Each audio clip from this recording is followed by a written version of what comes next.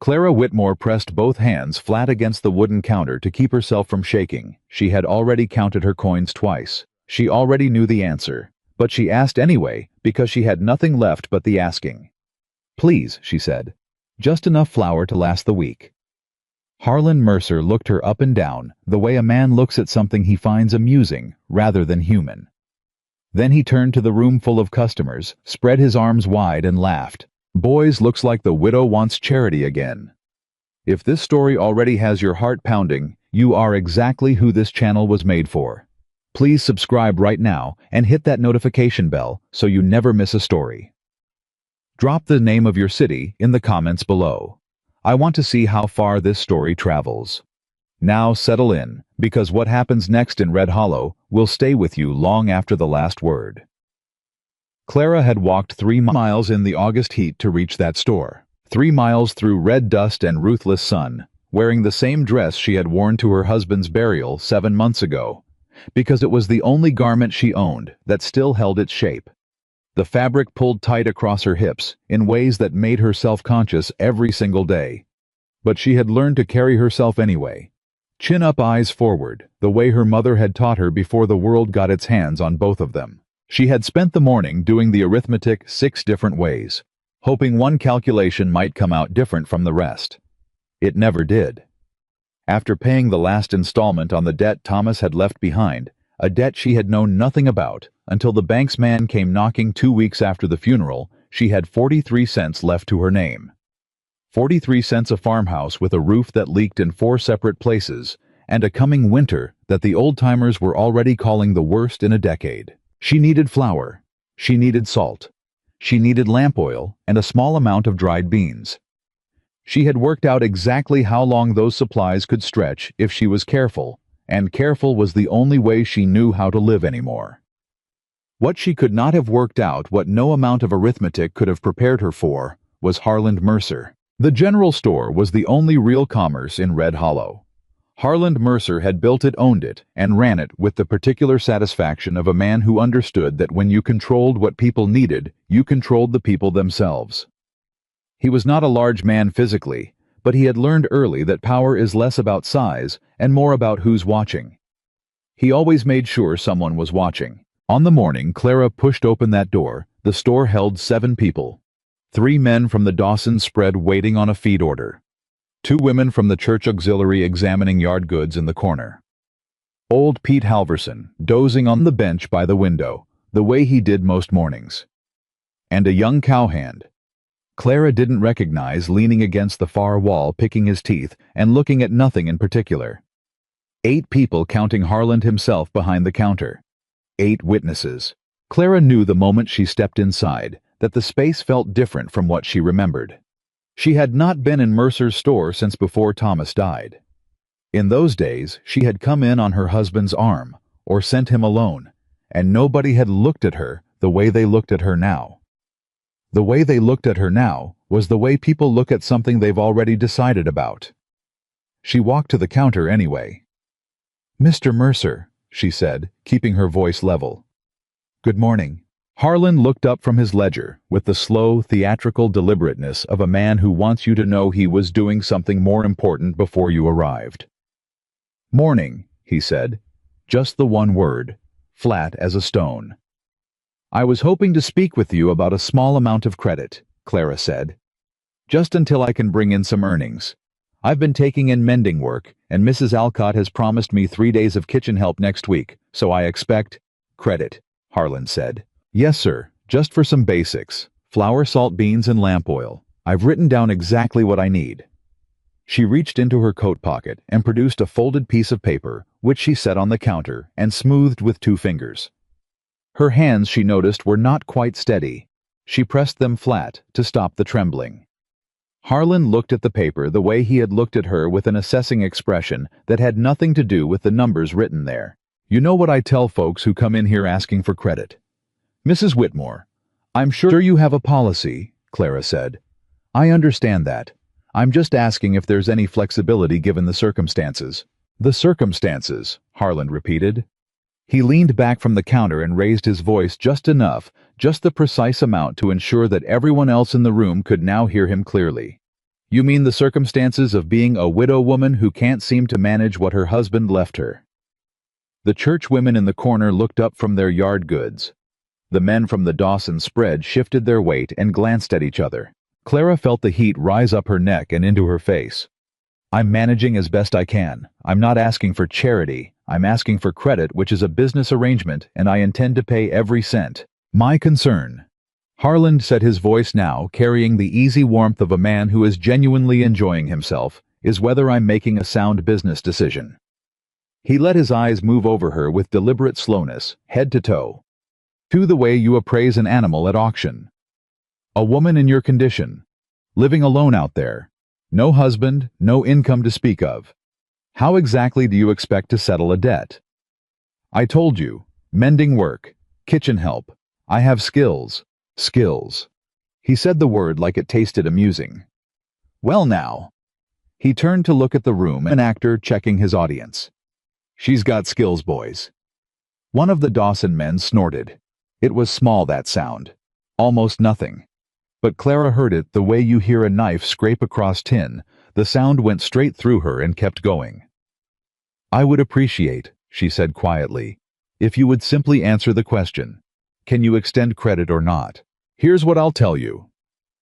Harland placed both palms on the counter and leaned forward with the comfortable authority of a man on his own ground. I don't extend credit to folks who can't demonstrate they're worth the risk. Now, a woman your size. He paused, and Clara saw the exact moment he chose to say.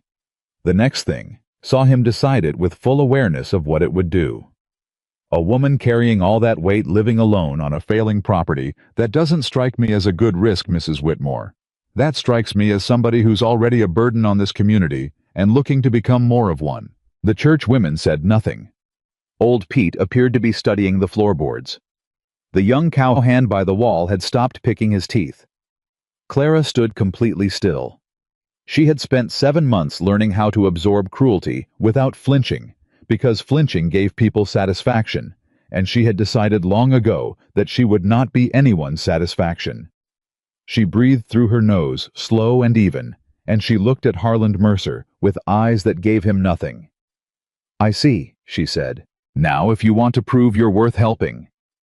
Harland continued warming to his performance because that was what it was now. A performance, and the room was his stage, and Clara Whitmore was his prop. Maybe you'd like to entertain us a little. Give us a song, maybe, or a little dance. Show us what skills you've got. He grinned at the Dawson men. What do you boys say? Think the widow ought to earn her flower? The laughter that followed was not loud. It was worse than loud. It was the quiet, shared laughter of people who know they're doing something they shouldn't and are doing it anyway. The kind of laughter that passes from face to face, like a contagion, infecting even the ones who knew better, pulling them in with the social gravity of cruelty dressed up as fun. Clara felt her jaw tighten. She felt her eyes burn. She was absolutely not going to cry. She had made herself that promise months ago, and she had kept it through worse moments than this one, though right now she would have been hard-pressed to name what those worse moments were. She picked her piece of paper up off the counter. She folded it back along the original crease. She tucked it into her coat pocket. Good day, Mr. Mercer, she said, her voice perfectly level, which cost her more than anyone in that room would ever know. She turned toward the door. She was 4 steps away from it when it opened. The man who walked in had to duck slightly to clear the frame. He was tall in the way that some men are tall, not just in measurement, but in presence, the kind of tall that reorganizes a room simply by entering it. He wore a plain work coat over a dark shirt, trail-worn boots, and a hat that had seen serious weather. His face was lean and weathered, and still in the way of a man who has learned that most things don't require a reaction. Clara had never spoken to Wyatt Callahan. She knew of him the way everyone in Red Hollow knew of him, the solitary rancher beyond the western hills, the one who came to town only when necessary and left again without conversation. People said different things about him. People who didn't know him said he was cold, strange, unfriendly. People who had observed him longer, more carefully, said something different. They said he was a man who paid attention, who noticed things others missed, who said exactly what he meant and nothing extra. He stopped just inside the doorway. His eyes moved across the room with the unhurried assessment of someone cataloging a situation before deciding what to do about it. He saw the Dawson men. He saw Harland behind the counter. He saw the expression on Harland's face, that still fading amusement, and the quality of the silence that had followed whatever just happened. And he saw Clara. She was standing 4 steps from the door, with her hands in her coat pockets, and her chin lifted, and her eyes bright with something she was working very hard not to show. Wyatt looked at Harland. "What's the trouble?" he said. His voice was quiet. Not soft quiet. There's a difference. Soft is a thing without edges. Wyatt Callahan's voice had edges. It just didn't use them unless it needed to. Harland spread his hands in a gesture of easy innocence. "No trouble. Just having a little conversation with the widow here about credit terms. Nothing that concerns you, Callahan." "Concerns me now," Wyatt said. He stepped further into the store and set his hat on the counter. Not aggressively, just deliberately, the way you set something down when you intend to be somewhere for a while. "What does she need?" Clara turned. "Mr. Callahan, you don't have to—" "What does she need?" he said again, and this time he was looking at Harland when he said it, and the question had shifted into something else entirely. Harland's smile had not disappeared, but it had changed texture. "Now look, Callahan, this is a business matter between me and Mrs. Whitmore, and I'd appreciate if you'd—" "Flower," Clara said, because she had made up her mind in the space of 3 seconds that Wyatt Callahan was not a man who wasted time, and wasting his time would be an insult to whatever he was offering. Salt, dried beans, lamp oil, those are the basics. Wyatt looked at her for a moment. Something passed across his face. Not pity, which she'd had enough of to last several lifetimes, but recognition. The kind of look that passes between 2 people who understand the same particular flavor of difficulty. "Anything else?" he asked. That's enough. But Mr. Callahan, truly, I can't allow you to—" He had already turned back to Harland. "Fill the order," he said. "I'll cover it." "Now hold on," Harland said, and his voice had developed a new edge, the edge of a man who feels his authority slipping and doesn't like the sensation. "I run this store on my terms, Callahan. I decide who gets service and when. You can't just walk in here and—" "I can pay," Wyatt said. "That's generally how a store works. Man pays man gets goods. You have some other arrangement in mind." The silence in the room had changed quality entirely. It had moved from the easy complicit silence of people watching someone get humiliated to the tighter uncomfortable silence of people watching the balance of power shift in a direction they didn't predict. Harland looked around the room. The Dawson men were suddenly very interested in the feed schedule tacked to the wall. The church women had gone back to their yard goods with great concentration. Old Pete was either asleep or doing a convincing impression of it. "Fine," Harland said tightly. "Fine, I'll fill the order." Clara watched him move to the shelves with the tight, controlled irritation of a man who has been publicly outmaneuvered and knows it. She watched him pull down a sack of flour, measure out salt and beans, pull a tin of lamp oil from the back shelf. She looked at Wyatt, who had turned to lean against the counter with his arms crossed facing the room, not watching Harland, but simply present in a way that made his presence felt. "You didn't have to do that," she said quietly. "No," he agreed. "I don't want your charity. I want you to know that." He looked at her then, and she held the look because she meant what she said, and she wanted him to understand that. "It's not charity," he said. "Charity is when you give something to make yourself feel better. This is a business transaction." He nodded toward Harland's back. "He had goods. I had money. We did business." "He wasn't going to give me those goods." "No," Wyatt said. "He wasn't." His jaw shifted slightly. "I heard what he said to you." The heat came back up her neck, but she kept her face still. "People say things." "They do," he said. "Doesn't mean they should." Harland set the bundled supplies on the counter. His movements were sharp and economical, every gesture communicating his displeasure. He named a price.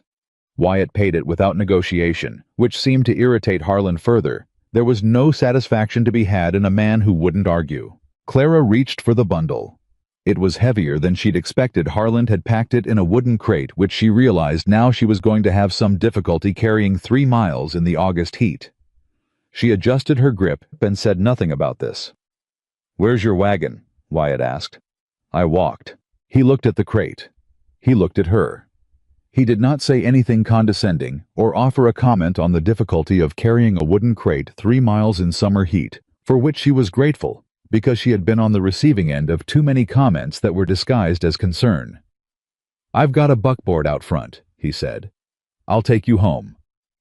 "Mr. Callahan, it's on the way," he said, which they both knew was not necessarily true, since nobody lived out beyond the western hills by accident, and Red Hollow sat squarely in the opposite direction.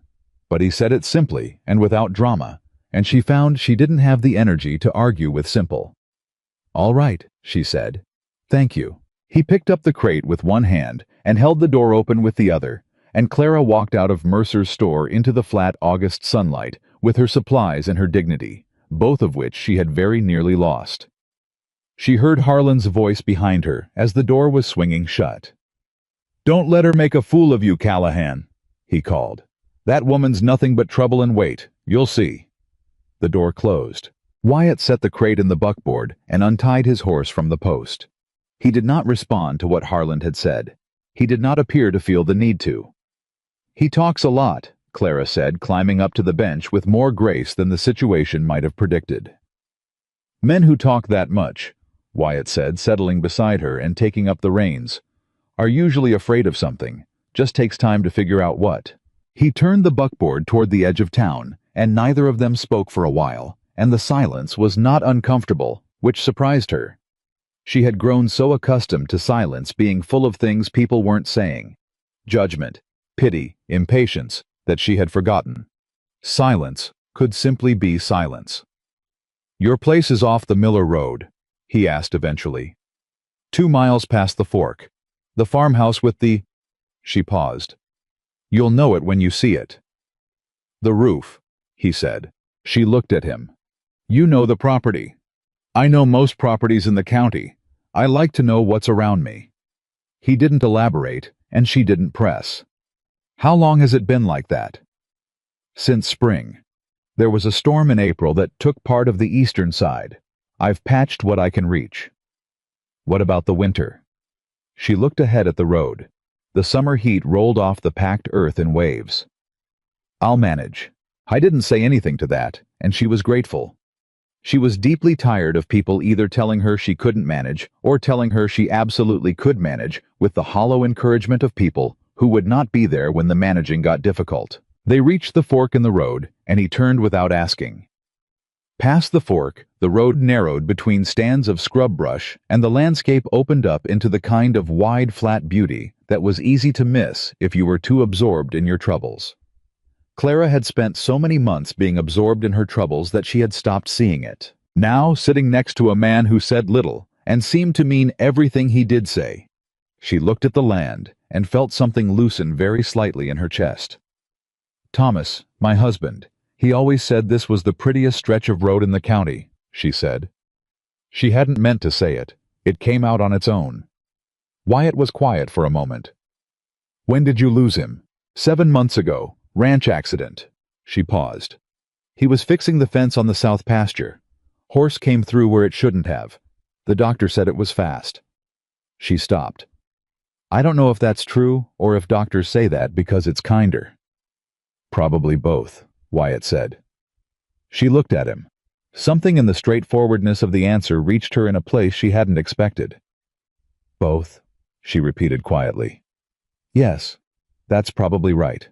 The farmhouse came into view around a long curve, and Clara felt the familiar shame of seeing it through someone else's eyes. It was not an ugly house. It had been a good house once, with solid bones and a deep porch and a kitchen that caught the morning light in a way that had made her happy when she first arrived there as a new bride. But 7 months of neglect, of deferred repairs and unpaid maintenance, and one woman trying to manage what 2 people had barely kept up, had left their marks. The roof on the eastern side sagged visibly. 2 porch boards were broken through. The fence along the front had lost several posts and listed sideways like a row of tired soldiers. Wyatt stopped the buckboard and looked at the house for a long moment without speaking. "I know," Clara said. "It's structurally sound," he said, which was not what she expected him to say. "The main walls are good. The foundation looks solid. The roof on the east side needs to come off and get redone before winter, but that's work, not catastrophe." She turned to look at him. "You can tell all that from here. I've built and repaired a fair amount of structures in my time." He climbed down from the buckboard and lifted the crate from the bed without being asked. "The porch boards are a problem. They're a safety issue, not just cosmetic. Those need to be addressed first." "Mr. Callahan." "Wyatt," he said. She paused. "Wyatt, I appreciate you bringing me home. I do. But I can see you looking at that house with the expression of a man who is about to offer to fix things. And I need you to understand that I have been accepting help from people in this town for 7 months, and I know what it costs. There is always a cost. People help, and then they hold it over you, or they decide that because they helped you once, they now have opinions about your choices, or they help you, and then they—" "I'm not offering to fix your house," Wyatt said. He set the crate on the porch on a solid board. She noticed he had tested it first with his boot, before setting anything on it, and straightened up. "I'm telling you, it's fixable, because you looked like a woman who might benefit from knowing the problem is finite." Clara stopped. She looked at him standing on her porch with her groceries. This man she had never spoken to before today. This man who had walked into a store full of laughing people and replaced their laughter with silence by doing nothing more dramatic than paying for her flour. "That is," she said carefully, "a very specific kind of thing to say." "I'm a specific kind of man," he said. He descended the porch steps and moved back toward the buckboard. "I'll be coming back through this road on Thursday. I'll bring lumber." "I didn't ask for lumber." "No," he said, untying the horse. "You didn't." He swung up into the seat and gathered the reins and looked at her from under the brim of his weathered hat. "You asked for flour. I'm doing that thing where I see a problem that's fixable, and I make a decision about it. You realize you can't just make decisions about other people's problems." "I realize that," he said. He turned the horse. "Clara." She blinked. He had used her name. Not Mrs. Whitmore the way everyone in Red Hollow used it carefully with that particular distance the town had assigned to her since Thomas died, but Clara. Simple and direct, like everything else he did. "What?" she said. "That roof is going to fail before January. That is not a fixable problem once winter sets in. It becomes a disaster." He looked at her steadily. "I'll bring lumber on Thursday. You can decide what to do with it." He clicked to the horse and the buckboard rolled away down the narrow road, and Clara stood on her broken porch with her flour and her salt and her lamp oil and a strange new feeling she hadn't experienced in so long that it took her several minutes to identify it. Not hope exactly. She had learned to be careful with hope, but something adjacent to hope. Something that felt like the possibility of hope, held at a careful distance, examined from all sides before being allowed any closer. She picked up her crate and carried it inside. Thursday, she thought. She would see about Thursday. He came on Thursday. He came with lumber and tools, and a younger man from his ranch. A quiet, capable hand named Ellis, who moved with the efficient economy of someone who had been working hard since before he could reason about it. They arrived before 8 in the morning, before the worst of the heat, and they began on the porch boards without preamble or ceremony, pulling the rotted wood and replacing it with clean pine that smelled like the inside of a forest. Clara brought them coffee and stood in the doorway and watched and told herself she felt uncomfortable about this, which she did, but she also felt something else beneath the discomfort, something that was trying to work its way to the surface. "The east roof slope is worse than I thought from the road," Wyatt said around mid-morning, coming down from the ladder to take a cup of coffee from her. "There's water damage in the framing underneath. It'll need more than a patch." "How much more?" he told her. She did the math in her head and felt the familiar cold weight of numbers that didn't come out right. "I don't have that." "I know," he said. "I do." "Wyatt." "It's not charity," he said, and looked at her with those steady dark eyes, and she remembered that he had said that before. "I heard what he said to you." She thought about what kind of man hears something like that and decides it matters. Why? She asked. Not challenging, genuinely asking. Why does it matter to you? You don't know me. He was quiet for a moment, long enough that she thought he might not answer.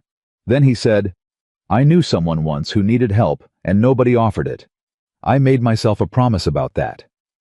He looked at the house, not at her. It's not about knowing you, it's about what's right. She studied the side of his face while he looked at the house. The weathering around his eyes. The particular stillness of a man who had grieved something and decided to keep living anyway. That's very simple, she said. Most true things are. They worked until mid-afternoon. Ellis on the roof, and Wyatt moving between the porch and the side wall, where a section of siding had rotted through, and Clara found herself working alongside them without anyone suggesting she should, pulling nails from reclaimed boards and sorting hardware and fetching whatever was needed. Slipping into the rhythm of the work, the way she had always slipped into the rhythm of whatever needed doing. By the time they loaded the tools back into the buckboard, the porch was solid. The worst of the siding was replaced, and the east roof slope was braced against further collapse until proper repairs could be completed. You work hard, Ellis said to her as he climbed into the buckboard, and he said it with the frank directness of someone who rarely bothers with compliments but means them when they come. I always have, Clara said. He nodded as if that confirmed something. Wyatt stood by the horse for a moment. There's more to do, he said. I know. I'll come back next Thursday. She looked at him. You have a ranch to run, Wyatt. You have your own work. I do, he said.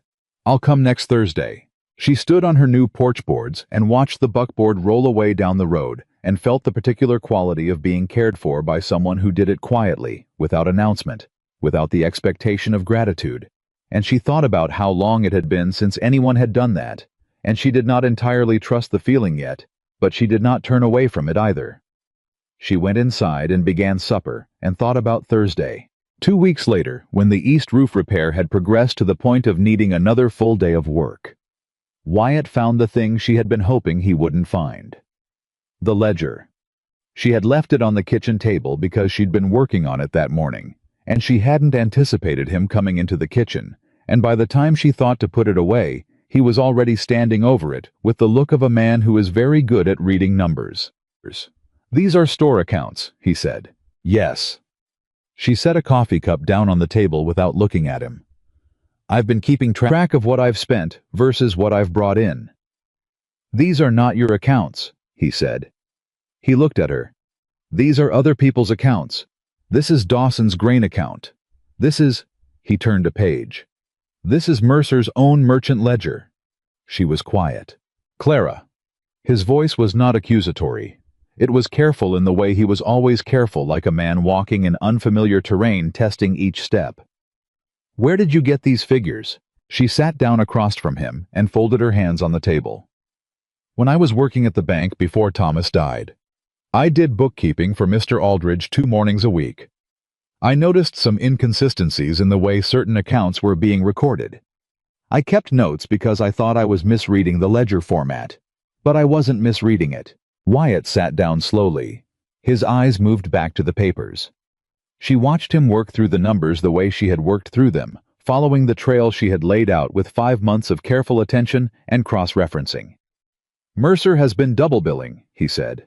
It wasn't a question. On grain accounts, feed accounts, and at least 3 land transactions that I can identify. The discrepancies are small enough individually that nobody would catch them without looking at the full picture across multiple ledgers. But I had access to multiple ledgers and She paused. I looked. Wyatt set the papers down. He looked at her across the table with an expression she couldn't quite name, something that was several things at once, some of which she hadn't seen directed at her in a very long time. You've been sitting on this for 5 months, he said. I've been trying to determine if I was certain. I am certain now. Does anyone else know? No. He was quiet for a long moment. You know what this means if you bring it forward. I know. Mercer has friends in this county, the kind of friends who have long memories about people who caused trouble for them. I know that too. He looked at her steadily. And you still intend to do it? Yes, she said simply. Because the truth of it was simple. People had been cheated. She had the evidence. She was the only one who currently had both the evidence and the knowledge to present it clearly.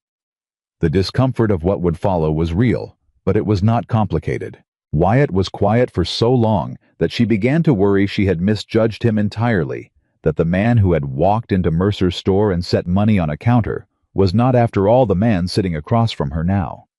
Then he said, "You'll need someone who can speak to the county magistrate. I know the man. He's honest." She blinked. "You believe me?" "Why wouldn't I?" Because she stopped herself. Because most people would think a woman in my situation, a widow with nothing, might be constructing a grievance. She didn't say this out loud. He looked at her with those dark, steady eyes, and she had the uncomfortable feeling that he had heard it anyway. "You're careful," he said. "I've watched you work for 2 weeks. You don't do anything without thinking it through 3 times first. If you say these numbers are wrong, the numbers are wrong." She felt something close in her throat that she had to work to keep from showing. "Thursday," she said. "Thursday." He agreed, but he was not talking about the roof anymore. The Thursday Wyatt had promised for the magistrate did not come as quickly as either of them had anticipated. It came 12 days later on a Wednesday, because the county magistrate, a deliberate man named Judge Elias Croft, was not a person you approached on a schedule someone else set. You approached him when the evidence was complete, when the case was airtight, when every number had been checked against every other number until there was no room left for doubt. Wyatt had told her this plainly, and Clara had agreed, and so she had spent those 12 days going back through the ledger pages with a focus that left her eyes burning by lamplight every night. She found 4 more discrepancies she had initially dismissed as clerical error. They were not clerical error. By the time Wyatt came for her on that Wednesday morning, she had a package of papers that represented 18 months of Harlan Mercer systematically skimming from every significant transaction that passed through his store and his associated land dealings. The amounts varied. Some were as small as $3 on a grain order. Some were as large as $200 on a land transfer. Individually, they were the kind of mistake a man could explain away at a dinner table. Together, they were something else entirely. "Are you ready?" Wyatt asked from the porch. "I've been ready for 5 months, Clara said, and picked up the papers. Judge Elias Croft occupied a small office above the Assay House on Red Hollow's Main Street, a location that placed him usefully above the daily commerce of the town without being separate from it.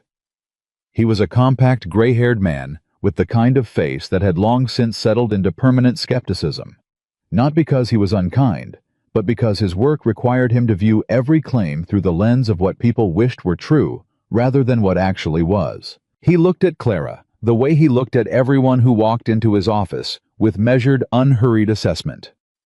"Mrs. Whitmore," he said. "Judge Croft." She sat down across from his desk and placed the papers in front of him. "I'll explain as you read if that helps." It took 2 hours. Croft was not a fast reader. He was a thorough one, which was more valuable.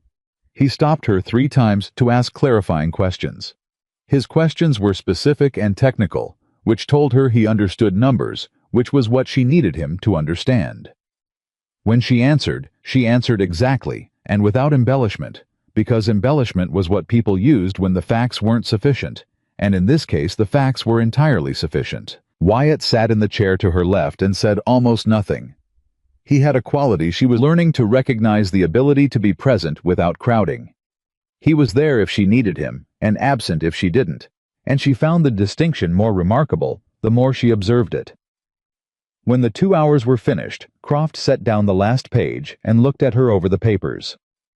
"This is thorough work," he said. "Thank you. I don't say that lightly. I've seen men twice your experience present half this clearly." He tapped one page. "This cross-referencing between the feed accounts and the land transfer records, that's what makes this airtight. Without that connection, a good lawyer could have argued coincidental discrepancy." "I know," Clara said. "That's why I waited until I had it."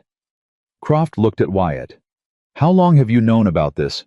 12 days, Wyatt said. "You didn't tell anyone." "It wasn't my information to tell." The judge nodded slowly. He looked back at Clara. You understand what happens when I open a formal inquiry. Mercer will know. He has people in this county who will make things difficult for anyone involved in bringing a case against him." "I understand," Clara said. "You're not afraid of that." She thought about standing at Harlan Mercer's counter with 43 cents in her pocket while a room full of people laughed. She thought about the walk home in the August heat with nothing but what Wyatt's money had bought her. She thought about 7 months of closed doors and turned backs and the particular cruelty of a small town that had decided what she was worth and kept deciding it every day, every time she walked down the street. "Judge Croft," she said, "I have been afraid of considerably worse things than Harlan Mercer." Something shifted in the judge's permanent skepticism. It didn't disappear. It reorganized itself around something that might in a different light have been respect. "All right," he said. He squared the papers. "I'll begin the formal process this afternoon." They walked out of the assay house into the flat midday light, and Clara realized her hands were shaking. Not from fear, from the release of something she had been holding tightly for 5 months, and the body's need to express that release somehow. Wyatt noticed. He didn't comment on it. He simply slowed his pace to match hers and said nothing until she had worked the shaking out. "That went well," she said eventually. "It did," he agreed. "He's going to be furious when he finds out." "Yes. And his friends in the county." "Will be a problem," Wyatt said. "A manageable one." She looked at him. "You say that like you've managed problems before." "I have," he said simply. She wanted to ask what kind of problems. She wanted to ask about the person he had mentioned, the one who needed help, and nobody offered it. She wanted to ask a great many things about Wyatt Callahan that she had been carefully not asking, because she understood on some level that asking too directly was not the way into the parts of a man like him that mattered. So instead she said, "Thank you for coming with me today." "You didn't need me there," he said. "No," she agreed. "But I was glad you were." He looked at her, and she held the look, and something passed between them in that midday light that neither of them had a name for yet, and she suspected neither of them would try to name it for quite some time, and she found she was fine with that. She had been in enough of a hurry in her life, and it had not served her particularly well. The word spread through Red Hollow within 48 hours of Croft's inquiry being formally opened. This was faster than Clara had expected. She had expected a week, perhaps 2, for the information to filter through the particular social channels of a small frontier town. She had underestimated how few secrets Harlan Mercer actually kept, despite his reputation for discretion, and she had underestimated how many people in Red Hollow had been quietly watching his accounts, with the uneasy feeling that something wasn't adding up. When it became known that a formal fraud inquiry had been opened against Mercer's accounts, and that it had been brought by Clara Whitmore, the widow, the one he had mocked in his own store, the town did what small towns always do when presented with information that requires them to reconsider their existing positions. It divided. On one side were the people who had benefited from Mercer's goodwill, or believed they had, or feared what would happen to that goodwill if the inquiry succeeded. These were the people who began making comments in the feed store and at the post office about grieving widows with grudges and the dangers of a woman with too much time and not enough sense interfering in business affairs she couldn't understand. Clara heard these comments secondhand because nobody made them to her face. They came through Dorothea Webb, who was one of the churchwomen from the day at Mercer's store, and who had been finding reasons to visit Clara's farmhouse with increasing frequency since the Thursday of the porch repair, bringing preserves and dried fruit and information in roughly equal measure. "They're saying you fabricated the records," Dorothea told her, sitting at the kitchen table with her hands wrapped around a coffee cup, and the expression of someone delivering bad news she finds morally outrageous. "That you made up the discrepancies to get revenge for what he said to you in the store." "I know," Clara said. "It's not true." "No, it isn't." "Can you prove it isn't?" "Judge Croft can prove it isn't. That's rather the point of having a judge involved." Dorothea was quiet for a moment. "He has a lot of friends, Clara. More than you might expect. Men who depend on his store for their operating credit, men who've done business with him on land deals. If they pressure Croft..." "Croft isn't the kind of man who bends under pressure," Clara said. "I could tell that in the first 10 minutes. You could tell that in 10 minutes. I'm good at reading people, Clara said. It's a skill you develop when you're the kind of person other people look through rather than at. Dorothea was quiet again, and Clara could see her processing, that could see the slight flinch that was acknowledgement of something Dorothea hadn't fully examined about herself before now. I didn't say anything, Dorothea said quietly. That day in the store. I should have. Yes, Clara said without cruelty, because she had found that the truth was most useful when it was delivered without cruelty. You should have. I'm sorry. I know you are. Clara refilled her coffee cup. You can stop being sorry and start being useful if you'd prefer. There are 3 other women in the church auxiliary who were in that store that day, and at least 2 of them have husbands who have been overcharged on their grain accounts. If they were to speak to Judge Croft voluntarily with their own documentation. Dorothea sat up straighter. You want witnesses. I want people who have their own reasons to tell the truth, Clara said. That's different from witnesses. Witnesses are people you put in front of a judge. People with their own reasons are people who show up because they want to. The speed at which Dorothea Webb left the farmhouse that afternoon told Clara everything she needed to know about how useful Dorothea Webb was capable of being when properly directed. It was that same evening, 2 days after the inquiry opened, that Harlan Mercer came to Wyatt Callahan's ranch. Clara was there because she had been there since mid-afternoon, going over the supplementary documentation Croft had requested with Wyatt at the kitchen table. She heard the horse before she heard the knock, and she saw Wyatt's expression shift in a way that suggested he had heard it too, and had already decided something about it. Stay here, he said. I will not, she said. He looked at her for half a second, reassessing, then gave a single short nod and went to the door. Harlan Mercer stood on the porch with his hat in his hands and his expression arranged into something that was attempting contrition and achieving calculation instead. He was not alone. There was a man Clara didn't recognize, standing 2 steps behind him, broad-shouldered and expressionless, whose presence was clearly intended to communicate something. Callahan, Harlan said. I was hoping we could talk. We're talking, Wyatt said. Harlan's eyes moved past Wyatt's shoulder and found Clara, and something moved through his expression too fast for her to name. I see you have company. What do you want, Harlan? Wyatt said, not moving from the doorway. I want to discuss this situation that's developed. This inquiry. Harlan's voice had the careful modulation of a man who has rehearsed this conversation several times and is running it now with adjustments for live conditions. I think there's been a misunderstanding, and I think if reasonable people sit down together, the time for sitting down together was before you billed the Dawson Ranch $212 over cost on their winter grain order, Wyatt said, or before you took $60 off the top of the Halverson land transfer in recording fees that you collected and never passed to the county office, or before. He glanced back at Clara, who gave him a single nod. Before you ran a markup scheme on 7 separate credit accounts going back 18 months. Harlan's carefully arranged expression cracked along its edges. Now you listen here, Callahan. Those are accusations. A woman with a grudge digging through records she has no business touching and you standing behind her. She had every business touching those records, Wyatt said. She was employed at the bank. She was doing her job. The fact that her job revealed yours is not her problem. It's yours. I am offering, Harlan said, and his voice had dropped to something lower and more deliberate, to settle this quietly. Restitution to the affected accounts. No further inquiry. Everyone goes home, and this doesn't become a county matter. Clara stepped forward until she was at Wyatt's shoulder. Mr. Mercer, she said.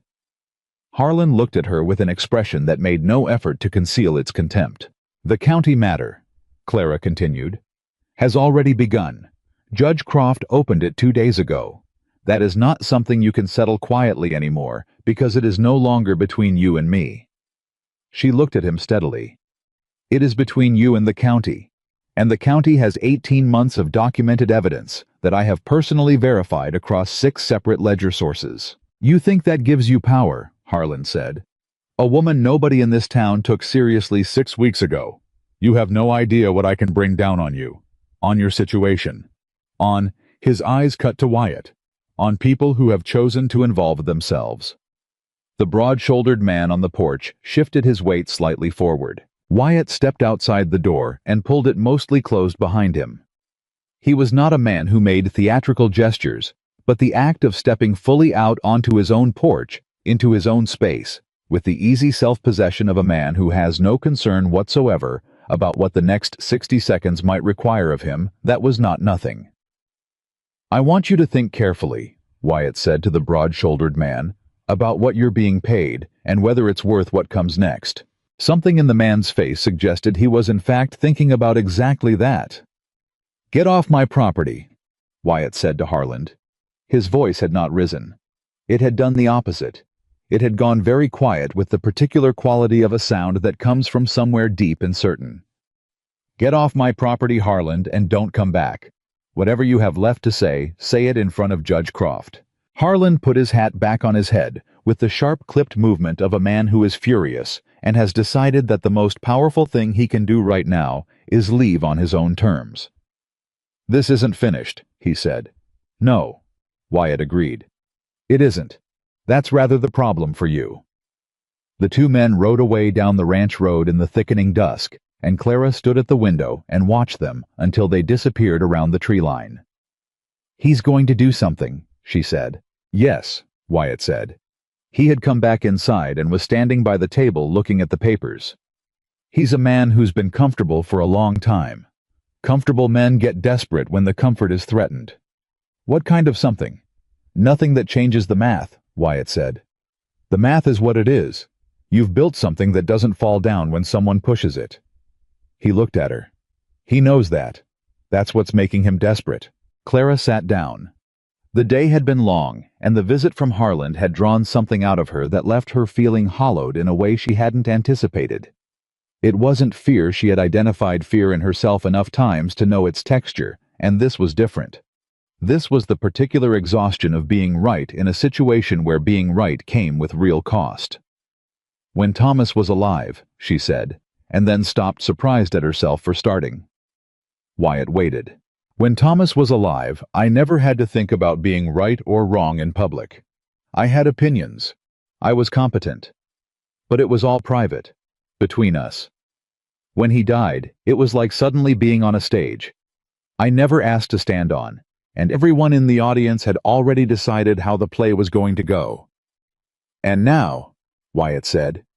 "Now," she said slowly, "I'm not sure I care how they think the play goes." She looked at him. "Is that strange?" "No," he said.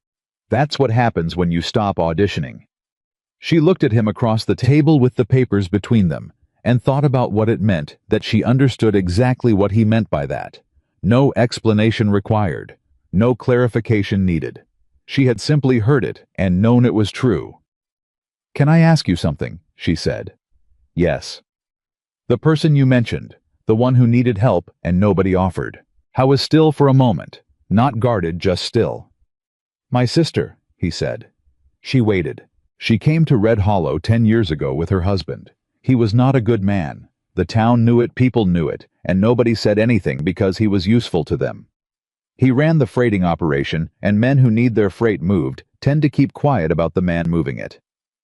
His jaw shifted. "She asked for help twice. I wasn't here yet, I came after. But she asked 2 people I know of, and both of them told her she ought to go home and work it out." "What happened to her?" Clara asked. "She left," he said. "Eventually. She's in Denver now. She's all right." He paused. "She's all right, but the time between asking for help and getting out was 2 years. 2 years she spent because people decided she wasn't worth the trouble of speaking up." Clara held that for a moment. She held the weight of it, and the particular quality of the way he'd said 2 years. Not with anger, though the anger was there underneath, but with the grief of a man who has gone over those 2 years many times and never found a way to change them. "That's why you walked in," she said. "That day in the store. I've walked past a lot of stores," he said. "A lot of situations where I could have said something and didn't. Because it wasn't my business, or because the timing wasn't right, or because—" He stopped. "I walked past one too many of them." She understood. She understood in the way you understand something that has also been true of yourself, the recognition that comes not from sympathy, but from proximity. "Wyatt," she said. He looked at her. "What you did that day, it wasn't a small thing. I know it felt like a small thing. I know from the outside paying for someone's flower looks like a simple act." She paused. "It was the first time in 7 months that someone treated me like I was worth treating well. That is not a small thing. That is the kind of thing a person carries." I was quiet for a long time. The lamp on the table put warm light between them, and outside the window the western hills had gone from gold to dark, and somewhere across the range, a coyote made its comment on the evening and fell silent again. "You deserve to be treated well," he said finally. "That is not a complicated statement." "It shouldn't be," she said. And yet, he agreed. They worked for another hour after that, going over the additional documentation Croft had requested, and the conversation had shifted into something quieter and more settled. The way a fire shifts after the initial burn and finds its steadier, longer heat. Clara noticed, as she had been noticing for weeks now, the way Wyatt moved around her. Not around her, the way people moved around something fragile, but around her, the way people move around something they have begun to trust as real. He handed her papers without looking to see if she needed them explained. He disagreed with her organization of one section of the documentation and said so directly, and when she showed him why she'd organized it that way, he looked at the pages again and said, "You're right, it's clearer your way," without any of the complicated performance that men so often made of conceding a point to a woman. She did not know what to do with Wyatt Callahan. She did not know yet what he meant or what she meant to him. And she was wise enough by now to understand that pressing for definitions before they were ready was how you broke things that needed time to set properly. She knew that she trusted him, which was not a small thing, given her recent history of trust. She knew that his presence had stopped feeling like an imposition, that somewhere in the past weeks it had shifted into something that felt more like the right kind of company. She knew that when she thought about what came next, the inquiry, the town's reaction, whatever Harlan Mercer was planning in the particular darkness of a cornered man. She thought about it with Wyatt somewhere in the picture. Not as a solution, not as a rescue, but as a fact, as someone who was going to be there. She was not sure she had earned the right to think that yet. She was not sure she cared whether she had earned it. The following week moved with the particular speed of a situation that has been set in motion and cannot be stopped. Croft's inquiry formally summoned 4 of the affected businesses. 2 of them came forward with additional documentation that had been sitting in their own files unexamined because nobody had given them a reason to examine it until now. Dorothea Webb arrived at the courthouse on Tuesday morning with her husband, who had the expression of a man who has recently discovered that his grain bills have been wrong for 18 months and is experiencing several emotions simultaneously. And through all of it, the town watched. The town watched the way it always watched things. It had gotten wrong with the uneasy, sidelong attention of people trying to recalibrate without admitting they need to recalibrate. Clara walked down the main street of Red Hollow on Thursday morning, and people who had looked through her for 7 months now looked at her with the complicated expressions of people who are reassessing. Some of them said nothing. Some of them said good morning with the slightly over-deliberate warmth of people trying to signal a change without using the words. Old Pete Halverson stopped her outside the post office. He was a man of few words on his best days, and what he said was not elaborate. He took off his hat and held it and said, "My wife always liked you, Mrs. Whitmore. I should have listened to my wife sooner." It was 8 words. Clara felt them settle somewhere deep and said, "Thank you, Pete," and meant it fully. She was coming out of the feed store where she now had a credit account that the new clerk had set up without comment when she encountered the Dawson brothers. All 3 of them, which meant a conference had been convened somewhere, and a decision made, because the Dawson brothers only moved as a unit when they had reached consensus. The eldest, Cal Dawson, was a man of 50, with sun-baked skin and the particular directness of someone who has spent his life working land that doesn't tolerate sentimentality. "Mrs. Whitmore," he said. "Mr. Dawson," she said. "You found the grain account billing." "I did." He nodded. Slowly. The way you nod when you are measuring whether the weight of what you're about to say is appropriate to the occasion. We've been running that account for 11 years. 11 years we trusted the man's numbers. He stopped. You found it in 5 months. I had the full picture, she said. You only had your own piece. Still, his jaw set. We owe you. I want you to know we know that. You don't owe me, she said. But if you mean what you're saying, Judge Croft will be glad of your formal testimony.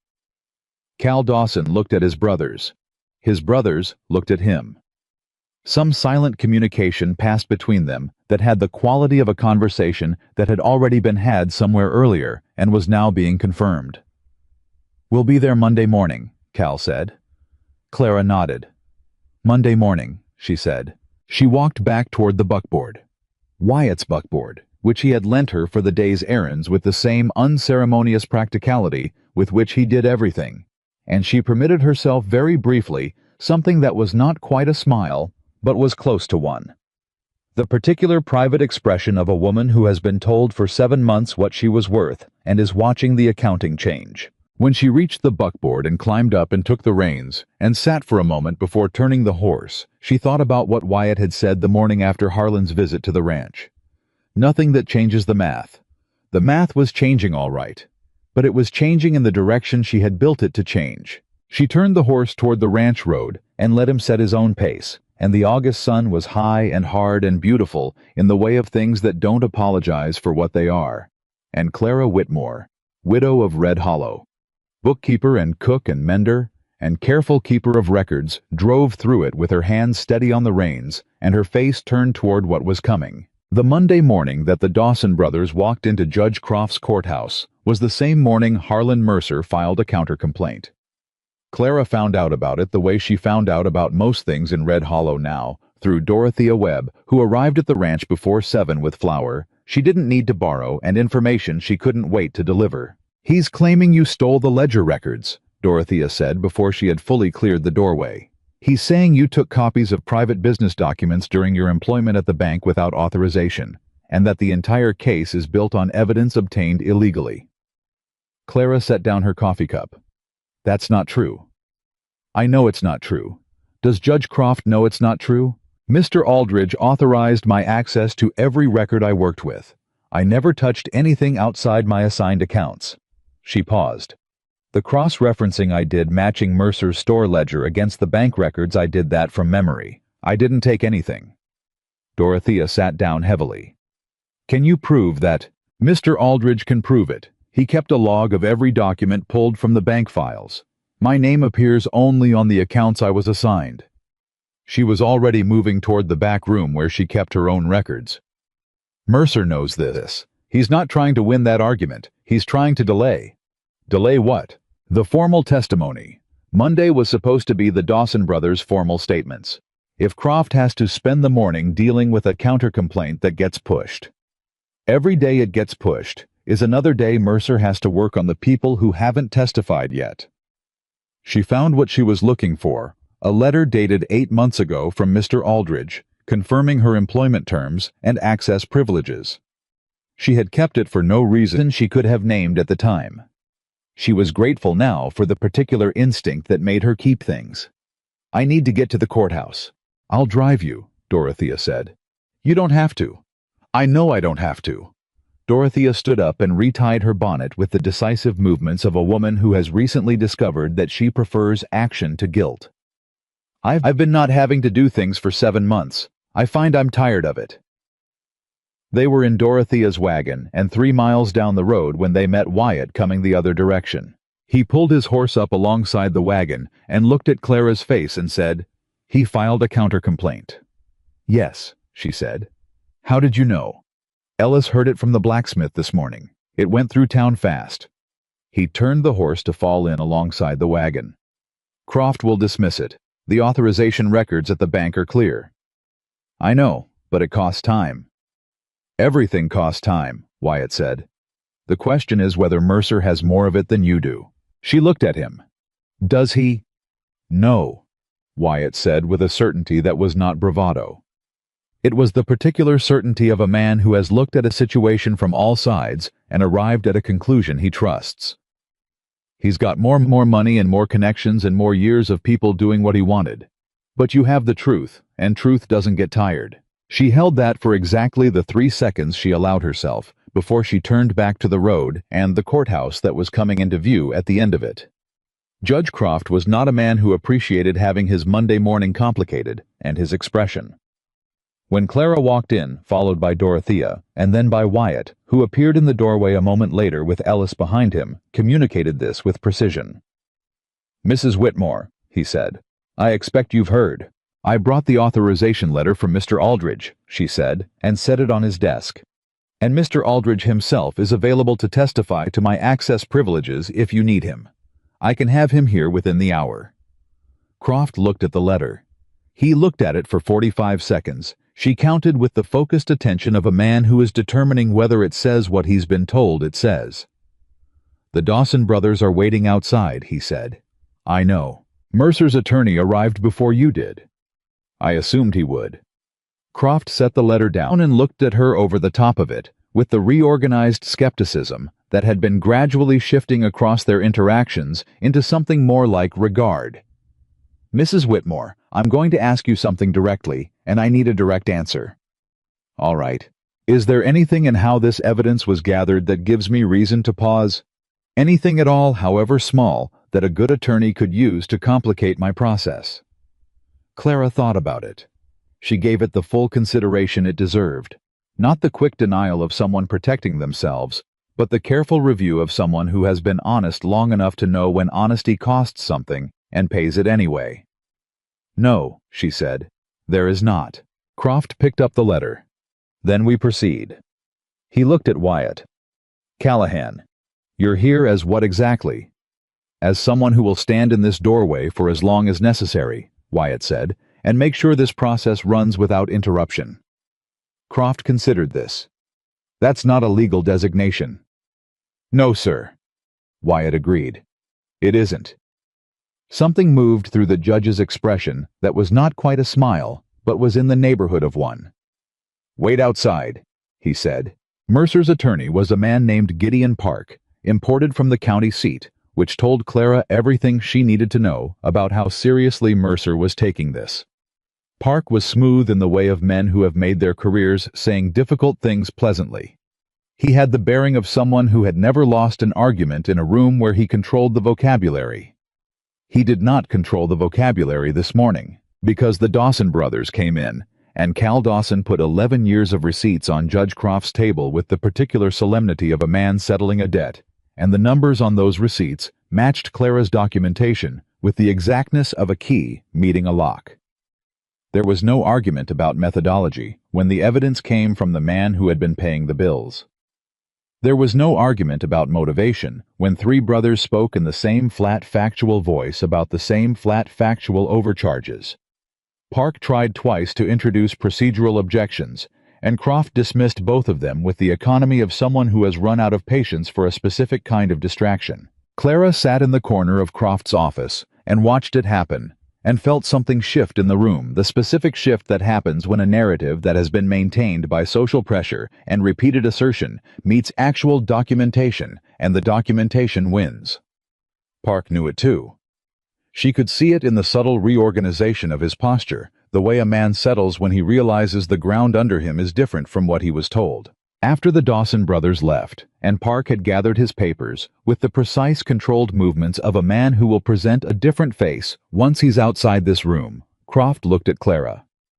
"He'll try something else," the judge said. "Yes," she said. "I expect he will try several things." "Are you prepared for that?" She thought about 7 months of survival.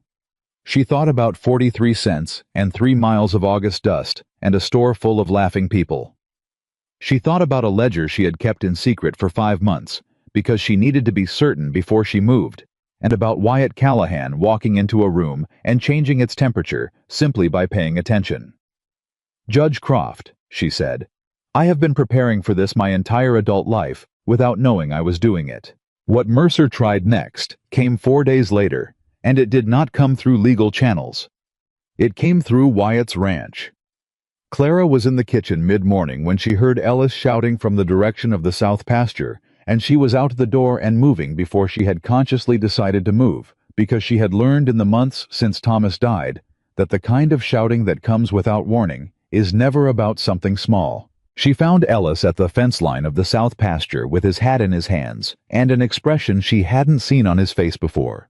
Not fear, which would have been simpler, but the particular tight-jawed anger of someone looking at deliberate destruction. 40 feet of the south fence had been cut clean through.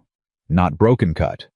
With wire cutters methodically in the particular dark of last night when nobody was watching. I've got eyes on 7 of them already. They didn't go far. The other 4... He stopped. The other 4 are Wyatt's best breeding stock.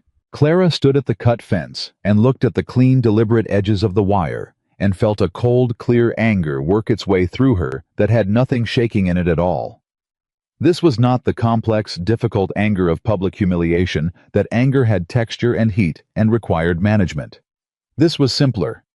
This was the anger of looking at something that was done specifically to hurt a man who had done nothing except stand on the right side of a dispute and understanding exactly who had done it and why. "Where is Wyatt?" she asked.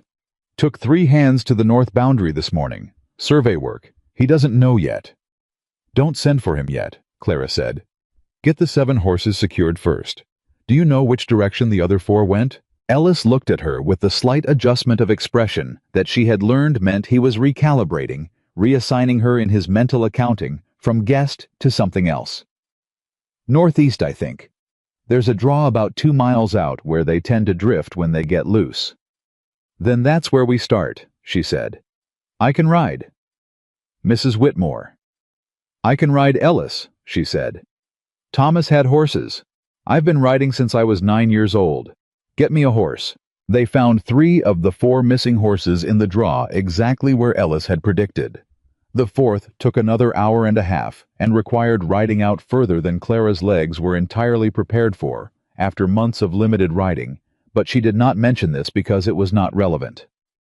What was relevant was that by the time they came back through the ranch gate with all 11 horses recovered and the cut fence temporarily patched with wire from the supply shed, she had made several decisions about what came next. Wyatt arrived back from the north boundary at midday. Ellis met him before he reached the barn and told him quickly and quietly, and Clara watched from the porch as Wyatt took the information in, watched his face go through several things rapidly, each of them controlled by a man who had long practice in not letting his interior weather show on his exterior and then become very still. He came to the porch.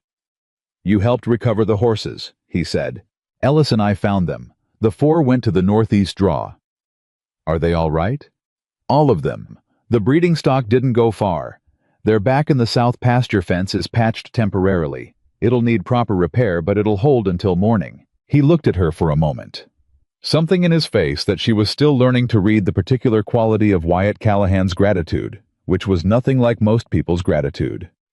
Most people's gratitude came with words, with elaboration, with the need to verbalize the feeling until it felt fully expressed. Wyatt's came with a stillness, a settling, a kind of directed attention that was more complete than language. "Thank you," he said. "Don't thank me yet," she said. "He's escalating. This wasn't a random act and we both know it." "No," Wyatt said. "It wasn't. This means the legal process is working. A man doesn't cut fences in the night because he's confident. He does it because he's afraid." She looked at him. "I need you to hear that because what I'm about to suggest is going to sound like I'm pushing this further and faster than you might be comfortable with." Wyatt sat down on the porch step. He looked out at the ranch with the expression of a man taking a full accounting of what he has and what he is willing to risk. "Tell me what you're thinking." "I want to take everything to Croft, not just the financial fraud, the fence." She paused. "And I want to do it tomorrow, not next week." "That's a pattern of criminal conduct charge," Wyatt said. "Fraud plus intimidation of witnesses." "Yes." "That's a much larger case than what we walked in with." "Yes," she said again. "But it's the true size of the case. It was always this size. We were just presenting one piece of it." She looked at him directly. "He's showing us he'll keep going. Every day we wait is a day he has to do more damage." The fence was a message, Wyatt. My answer to that message is to make the case so complete that there is no version of this story where he walks out of it looking like anything other than what he is. Wyatt was quiet for a long moment. Ellis, he said without turning around. Ellis appeared from around the corner of the house with the prompt efficiency of a man who had been within hearing distance and was not pretending otherwise. Yeah. You saw the fence cut this morning. Can you describe exactly what you saw in specific enough terms that a judge would have no doubt about whether it was accidental or deliberate? It was deliberate, Ellis said flatly. The cuts were made in a pattern. 6 cuts evenly spaced across 40 feet of fence, each one made at the same height, same angle. That's not an animal, that's not weather, and that's not an accident. A man did that. A man with wire cutters and enough time to be careful about it. Wyatt looked at Clara. All right, he said. Tomorrow. They arrived at Croft's office the following morning at 8, and by the time Gideon Park learned that the case had expanded and arrived to object, the expansion had already been formally entered into the record, and there was nothing for him to object to, except the fact of it, which was not an objectable fact. Croft looked at the documentation of the fence, Ellis's written account, the measurements Clara had taken of the cut points, the assessment of the ranch hand, who did the temporary repair, and he looked at it with an expression that had entirely departed from skepticism and arrived somewhere in the vicinity of controlled fury, which on a judge's face was a different and more useful thing. This is intimidation of a property holder in an active legal matter, he said. Yes, Clara said. You can establish the connection between this incident and Mercer's ongoing case. The timing establishes it. The pattern of the cuts establishes deliberate human action. And Mercer's own visit to the Callahan Ranch 4 days before the incident, during which he made explicit statements about consequences for involvement in the case, establishes motive and intent. She set the final page in front of him. I've written it out in the order you'd want to present it. Croft looked at the page. He looked at it the way he had looked at the original documentation, with total thorough attention. Then he set it down and looked at Clara in the way she had come to understand meant he was about to say something that mattered. Mrs. Whitmore, he said, I've been a county judge for 19 years. I want to tell you something. She waited. In 19 years, I have seen cases built by lawyers with 40 years of experience that were less clearly constructed than what you have put in front of me over the past 3 weeks. He paused. That is not a compliment I give lightly. Clara felt the words land and held them carefully the way you hold something that matters without squeezing it too hard. Thank you, Judge. I am going to issue a formal summons to Harlan Mercer for next Thursday, Croft said. Not an inquiry, a summons. He will appear before me and answer to both the fraud charges and the intimidation charge, and he will do it in a public session, because I think the people of this county have the right to hear this matter resolved in front of them. Public session. The words moved through Clara like something physical. She had not asked for a public session. She had not thought to ask for it. But sitting in that office with Wyatt quiet and solid to her left, and Croft's 19 years of frustrated justice finally finding its appropriate outlet, she understood Wyatt was right. The people who had laughed in that store, the people who had looked through her, the people who had said she had no skills, no worth, no future that anyone ought to concern themselves with. They were going to hear this. They were going to hear all of it. In the days between Croft's announcement of the public session and the session itself, Red Hollow did what Red Hollow did best: it talked. The talking was different now from the talking of 6 weeks ago. 6 weeks ago, the talking had been the comfortable talk of people who believed they knew the outcome. Now it was the uncertain recalibrating talk of people who were not sure anymore, and uncertainty makes people say things with more care than comfort does. Clara walked through town on Wednesday, the day before the session, and people who had never spoken to her spoke to her. Some of them said things that were clearly the product of guilt, renegotiating itself into something more presentable. Some of them said things that were simple and genuine and cost them something to say. She received all of it with the same even-measured acknowledgement, not warm, not cold. She was not here to make people feel forgiven before they had done the work of actually changing. Harlan Mercer she did not see on Wednesday. She heard he was in his store conducting business with the tight, compressed energy of a man conserving everything for a specific moment.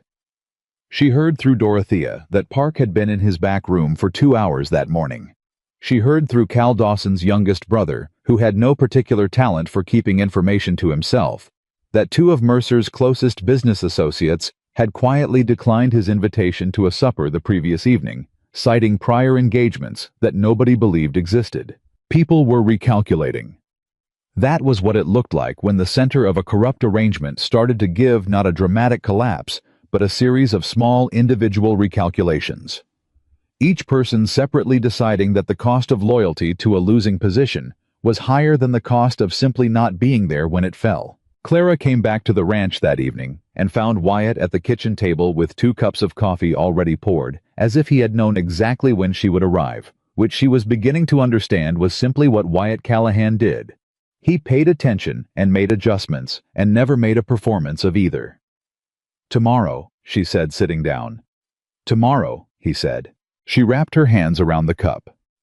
"I want to tell you something before tomorrow. Because after tomorrow, things will be different. And I don't know exactly how. And I want to say this while the shape of things is still what it's been." He looked at her. He gave her the full quality of his attention, which was a different thing from simply looking. It was the thing that had marked him from the first day, the willingness to be entirely present with what was happening without managing it into something more comfortable. "You changed something," she said. "When you walked into that store. I know you think it was a small thing. I know that in your accounting of yourself, it probably sits as just one day's decision about what was right. But I need you to know from me directly that it was not a small thing for the person it happened to. I had started to believe them. That's the part nobody talks about when people tell you long enough that you're not worth much. There's a part of you that starts to do the arithmetic their way. You walked in, and you did a simple thing, and it stopped that arithmetic cold." She looked at him steadily. "I am not the same woman who was standing at that counter. I don't know entirely yet who the different woman is, but I know the difference started with you." Wyatt was quiet for long enough that the lamp between them had time to flutter in a draft from somewhere and settle back to steady. "You did the work," he said. "I bought flour." "You bought flour," she agreed. "And you came back on Thursday, and you believed me about the ledger before you had any reason to. And you sat in a judge's office and held the door and let me do what I needed to do without trying to do it for me." She paused. "That is not just buying flour, Wyatt. That's a whole way of being with a person. Most people don't know how to do that." Something shifted in his face, not broke open, because Wyatt Callahan was not a man who broke open, but shifted, the way a door shifts on well-maintained hinges, smooth and without resistance. "I know how it feels," he said quietly, "to be in a room where nobody sees you right. I know the specific kind of alone that is." He looked at her. "I didn't want to be one more person who walked past it." She held that. She held it, the way she held all the things he said that arrived without embellishment, and therefore landed with their full weight. "Thank you," she said, "for not walking past it." They sat with their coffee and the night sounds of the ranch coming in through the window, and the quiet between them that had nothing empty in it, and Clara thought about tomorrow, and about the woman she was going to walk into that courthouse as, and about who was going to be walking beside her when she did. Thursday came in bright and hard, the way August mornings did in that country, with the kind of light that left no shadow unpunished and no pretense standing. Clara dressed carefully and deliberately because she had learned over the past weeks that the body knows what the mind is doing and can be instructed toward certainty through the rituals of preparation, and she wanted every part of herself pointed in the same direction when she walked through that courthouse door. Wyatt was waiting outside with the buckboard. Ellis was there too, and Dorothea Webb, who had brought her husband and her sister, and the Dawson brothers, who arrived in their own wagon with a solemnity that felt like a decision rather than an obligation. They formed a small procession down the main street of Red Hollow on a Thursday morning, and people on the street stopped to watch them pass, and Clara looked straight ahead and kept her hands loose on her lap and her back straight. The courthouse was full. She had not expected it to be that full. Every seat was taken, and people were standing along the walls, and the low expectant murmur of a crowd that has come to see something settle fell quiet as she walked in. She felt the weight of every eye in the room, and she walked through it the way she had walked through everything in the past months, one step at a time forward without apology. Harland Mercer was already seated at the front beside Gideon Park, who had the expression of a man who has been handed a losing case by a client who refused to acknowledge it was losing. Harland himself looked at Clara when she entered, and for the first time since the day in the store, she held his gaze and waited for him to look away first. He looked away first. She sat down.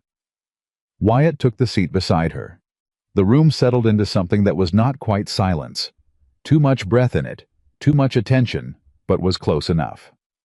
Judge Croft came in, and the room stood and sat, and Croft looked over his courtroom with the 19-year expression of a man who has been waiting for a specific kind of morning and recognized it when it arrived. This session is called in the matter of the formal fraud complaint against Harland Mercer Merchant Red Hollow, he said, and in the related matter of a criminal intimidation charge arising from an incident of property destruction against the Callahan Ranch, which this court has connected to the principal matter. He looked at Park.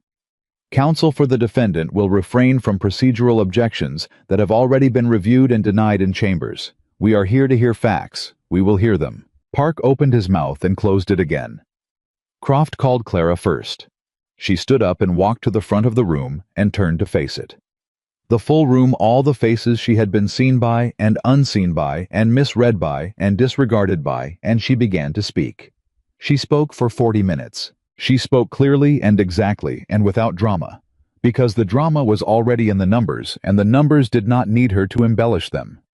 She walked the room through 18 months of deliberate methodical theft from the people sitting in those seats, the grain overcharges, the land transfer skims, the credit account markups.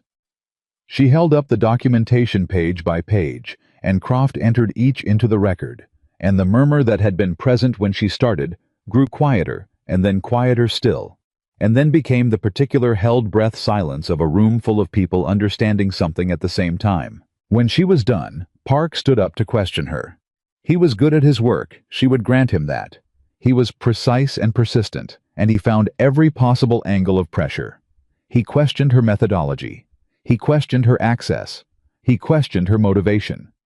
She answered every question the same way she had built the case, exactly, without embellishment, without defensiveness, with the calm of a woman who has checked her work enough times to be certain of it. When Park was finished, he sat down, and the room was quiet, and Clara walked back to her seat. Wyatt's hand found hers under the edge of the table. Not a dramatic gesture, not a declaration, just his hand over hers, brief and certain, for exactly the 3 seconds it took for her to take a breath and let it out and come back fully to herself. Then Cal Dawson stood up to testify. And after him Ellis. And after Ellis, Mr. Aldridge from the bank, who had the authorization records in a leather folder and read them with the slow, deliberate authority of a man who has been waiting for someone to ask him the right question. And Gideon Park, for all his craft and experience and the considerable fees Harland Mercer was paying him, had nothing left to do with his hands but hold his pen and not write anything with it. It was when Aldridge was finishing his testimony that the door at the back of the courtroom opened, and a woman Clara had never seen came in and asked to speak to Judge Croft. She was perhaps 60, weathered and straight-backed, and she had the particular quality of someone who has traveled a distance to be somewhere and is not interested in small talk about the journey. Croft looked at her. "Ma'am, this is an active session. My name is Helen Voss," she said. "I ran the hotel in Cotter Creek for 12 years, and I have documentation of 4 land transactions involving Harland Mercer and a deceased partner that I believe this court will find relevant." The silence in the room changed quality entirely. It went from the held breath of people following a known story to something rawer, the silence of a room realizing the story was larger than they knew. Clara turned to look at Wyatt, who was looking at the woman named Helen Voss with an expression that told Clara he had not known this was coming.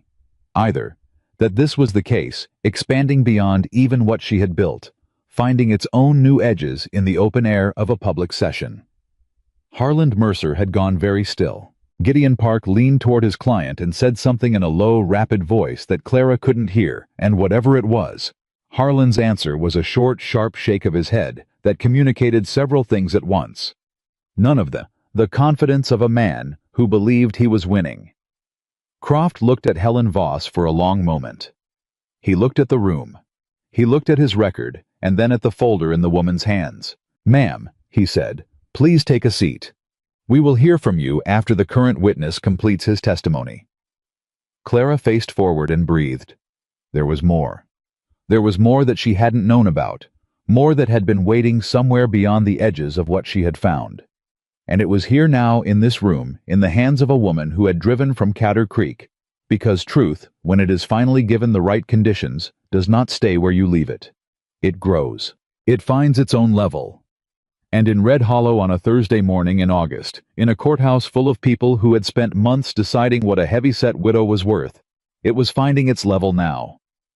Helen Voss sat down in the front row, with her leather folder on her lap and her hands folded over it, and she waited with the patience of someone who has waited a long time already, and has learned that the last stretch of waiting is the one that matters most. Aldridge finished his testimony.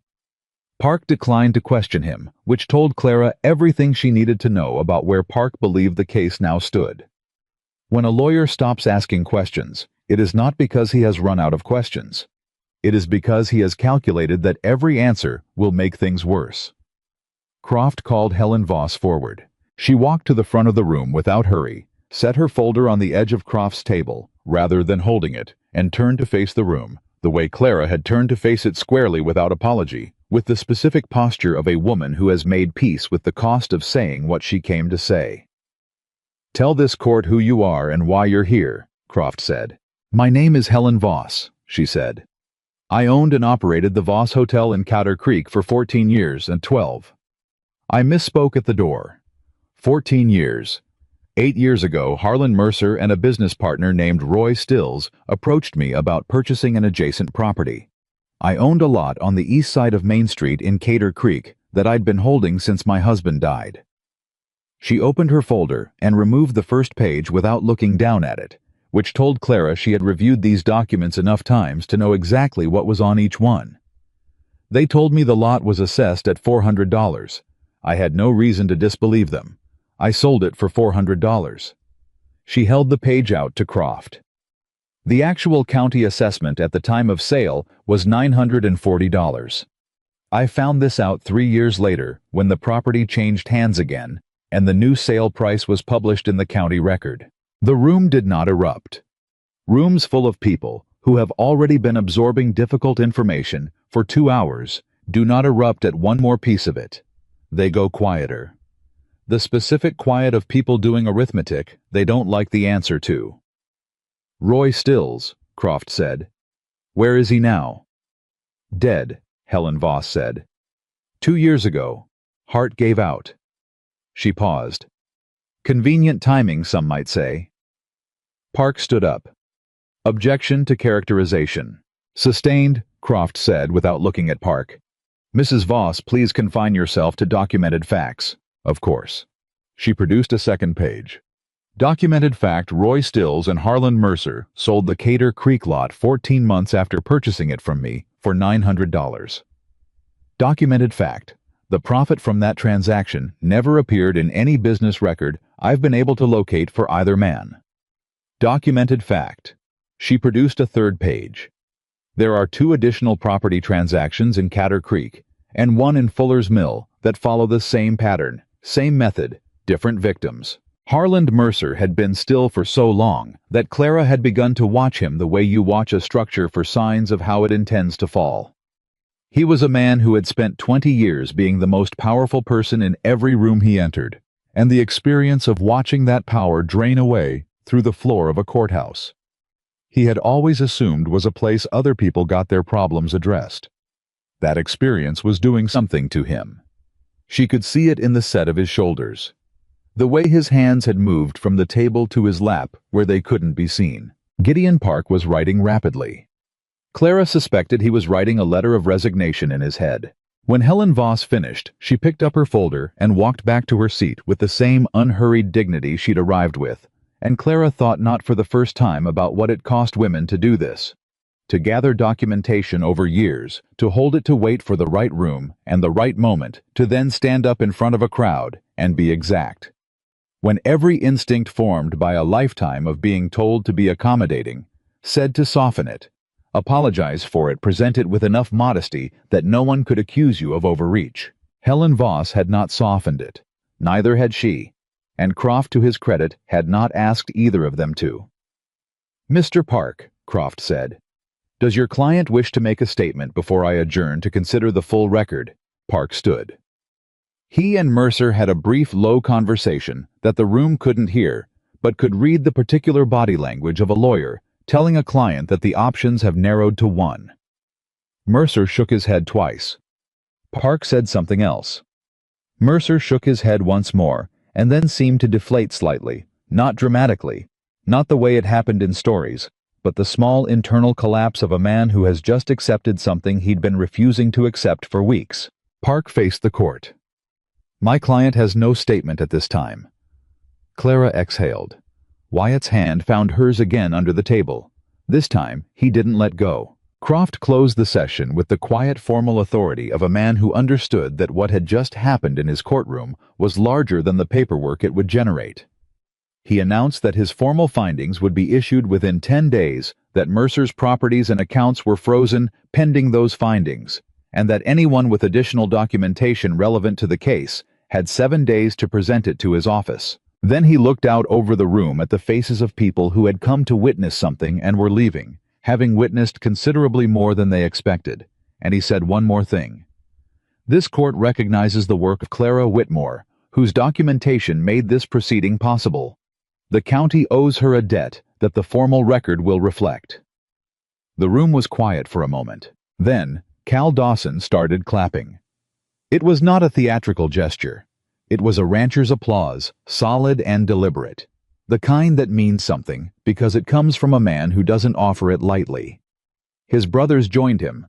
Ellis joined them. Dorothea Webb was already crying, which she would later describe as a reaction to dust. Clara sat very still and let it happen around her, and the feeling in her chest was not triumph. Triumph was too loud for what it was. It was something quieter. Something more like the specific relief of a weight you've carried so long, you stopped noticing it, and the moment it lifts, you feel the absence before you feel anything else. Outside the courthouse.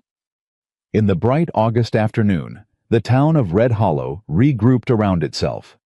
Clara stood on the steps with Wyatt beside her and watched the people file out and reconfigure into the various conversations that always follow a public reckoning. The small groups, the low voices, the glances in her direction that carried different things than glances had carried 2 months ago. Harland Mercer came out of the courthouse with Park 3 steps behind him, and he stopped when he reached the bottom of the steps and found Clara standing there. They looked at each other. He was not a small man even now. He still had the physical authority that money and years of deference had built into his bearing.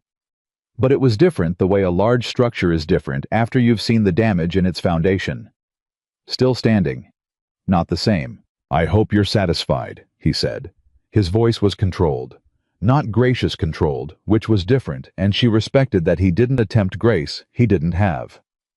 "I'm not satisfied," Clara said. Satisfied would mean it never happened. It happened. The people in that room lost money because of what you did, and that's not a thing that gets undone just because it gets acknowledged. She looked at him steadily. But it gets acknowledged. That part matters. He looked at her for another moment, and something moved through his face that was complex enough that she didn't try to name it, and then he walked away, and she let him walk. Wyatt said nothing. She hadn't needed him to. The weeks that followed had their own particular texture, not the high drama of the courthouse, but the quieter, more durable drama of things being set right. Croft's formal findings came in 8 days rather than 10, which Clara suspected was deliberate. A judge who had been angry for 2 hours and wanted the record settled before the anger cooled. The findings were comprehensive. Mercer was ordered to make full restitution to every documented overcharge case, plus interest at the county rate. The land fraud cases, because they crossed county lines, were referred to the state for additional proceedings. A formal criminal charge was filed for the fence cutting, which Park negotiated down to a fine and a formal letter of acknowledgement that would enter the public record. The fine was not large enough in Clara's opinion. She said this to Wyatt. "No," he agreed. "It isn't. But the public record is permanent. she said, working through it the way she worked through any equation. A man who wants to do business in this county will have that letter available to read. That's not nothing. It's not nothing, Wyatt said.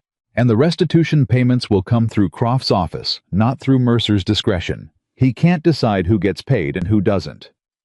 He can't, Wyatt said. She looked at him across the kitchen table. You're letting me talk myself into being at peace with an imperfect outcome. You're good at it, he said. Doesn't need much help from me.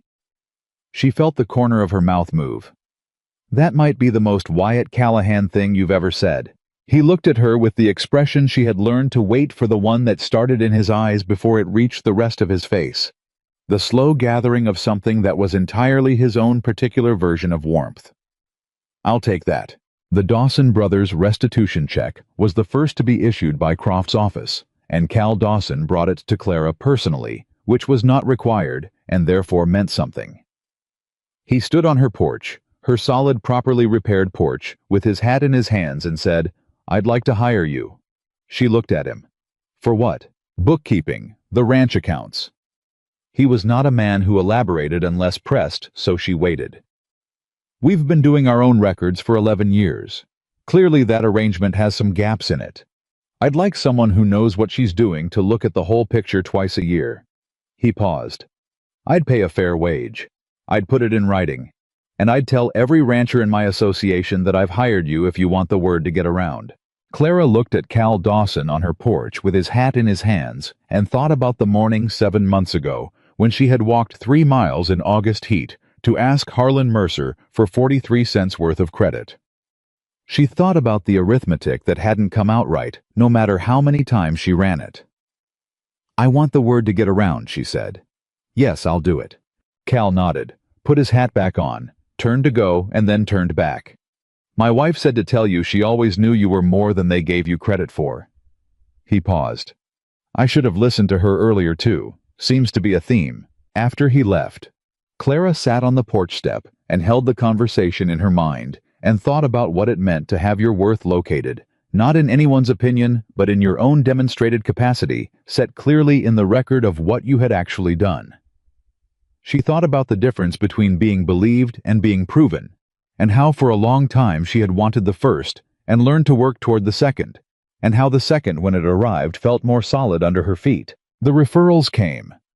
Not all at once in a frontier town trust, moved at the speed of observation, not at the speed of talk, but they came. Within 3 weeks of Cal Dawson's visit, Clara had 4 bookkeeping clients. Within 5 weeks, she had 7.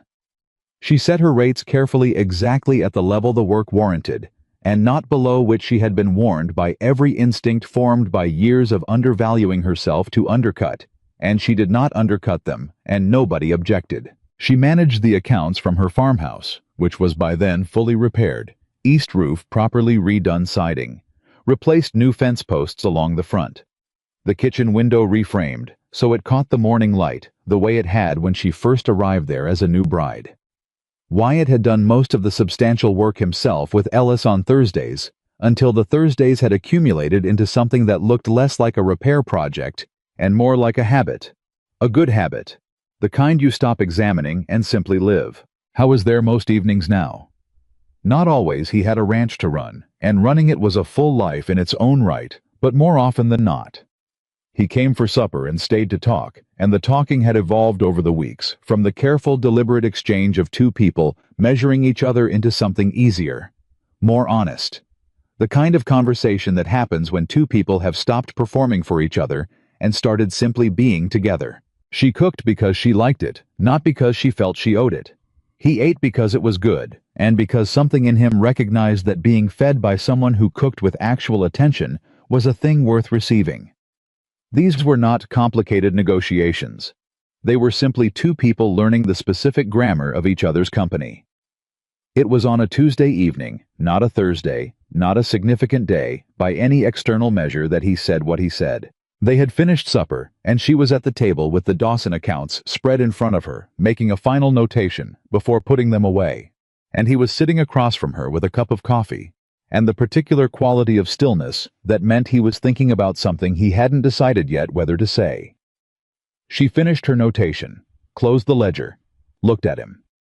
"What?" she said. He looked at her for a moment. "I want you to come to the ranch." "I'm often at the ranch," she said. "Not to visit," he said. "To stay." She went still. "I've been thinking about how to say this in a way that doesn't sound like I'm asking you because of what you need, or what I feel sorry about, or any other reason that isn't the actual reason," he said. "I haven't found a better way than just saying the actual reason." "Which is," she said. Her voice was even. She had gotten very good at keeping her voice even. "You are the best person I've spent time with in years," he said.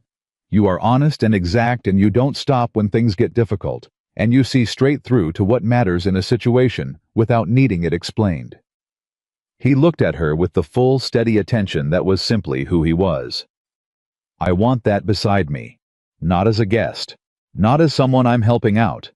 As someone who's there because she chose it, and I chose it, and we've both thought about it long enough to mean it." The lamp on the table put its warm light between them. Outside, a nightbird made its comment on the dark and went quiet. Clara looked at Wyatt Callahan. This man who had walked into a store and changed the temperature of her life by doing a simple, decent thing, and then kept doing simple, decent things consistently without announcement, because that was the kind of man he was, and she thought about all the reasons to be careful. She thought about them thoroughly and honestly, the way she did everything, and then she set them in their proper order of importance, and she discovered that the actual reason, the one he had said, was larger than all the reasons to be careful. "I want to ask you something first," she said. "Ask it. If I come to the ranch, if I choose that I keep the bookkeeping work, I keep my clients, I keep the work that is mine." "Of course," he said with the slight expression of a man who is not sure why this required clarification, but understands why she needed to say it. "And the farmhouse," she said. "I'm not selling the farmhouse." "I didn't ask you to."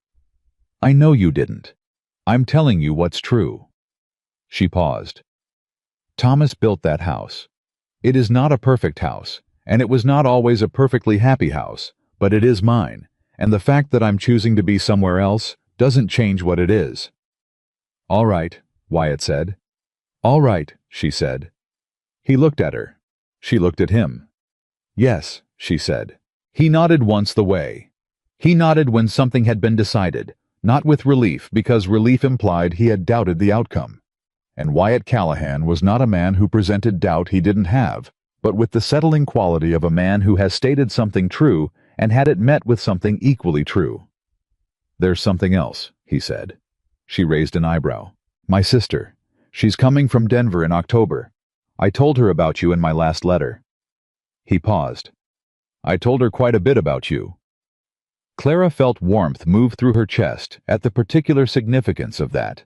A private man writing letters about someone choosing to include her in correspondence with the person who mattered most to him. "What did you tell her?" "That you were the most competent and stubborn and clear-eyed person I'd encountered in 10 years, he said, "and that I was grateful she'd come to Red Hollow." She looked at him. "Grateful she'd come. Your sister came to Red Hollow." "No," he said. "Grateful you'd come." A pause. "That you walked into Mercer's store that morning, and I happened to be there." She thought about that morning. 43 cents. 3 miles of August heat. A room full of people laughing. "I wasn't grateful at the time," she said. "No," he said. "I don't imagine you were." "I'm grateful now," she said quietly. "So am I," he said. The restitution payments moved through the county over the following weeks with the methodical progress of a legal process that has been properly constructed and cannot be stalled. The Dawsons received their full amount. The Halverson estate, old Pete's son handling it since Pete himself regarded money matters with the same drowsy indifference with which he regarded most things, received theirs.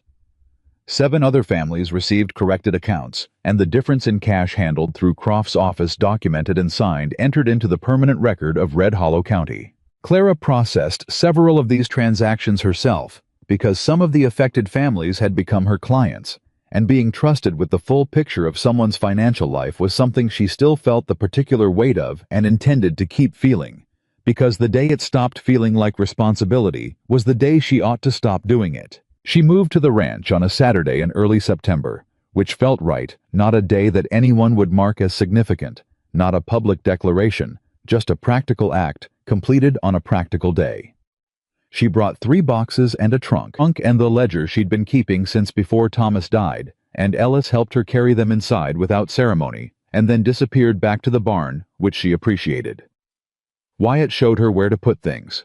The farmhouse 8 miles away sat empty, but maintained. She went back twice a week to check it, and she intended to keep doing so indefinitely. It was hers. That fact did not require explanation or defense. It simply was. Dorothea Webb came to visit the ranch the 2nd week of September and declared the kitchen excellent and the view from the east window perfectly acceptable, and Wyatt Callahan better than she'd given him credit for, though she delivered this assessment to Clara in the kitchen, rather than to Wyatt's face, which was characteristic of Dorothea. "People are talking about you differently," Dorothea said with her coffee cup and her particular ability to deliver information as if it were simply weather. "In town. The way they say your name." "How do they say it?" Clara asked, not because she needed to know, but because Dorothea had driven out here specifically to tell her, and it would be unkind not to receive it. "Like you're someone," Dorothea said simply. "Not someone's widow, not the woman from the store, someone." She paused. "I know that's late in coming. I know it should have been true all along." "Yes," Clara said. "It should have." "I'm sorry it wasn't." "I know," Clara said. "Keep being useful. That's better than sorry."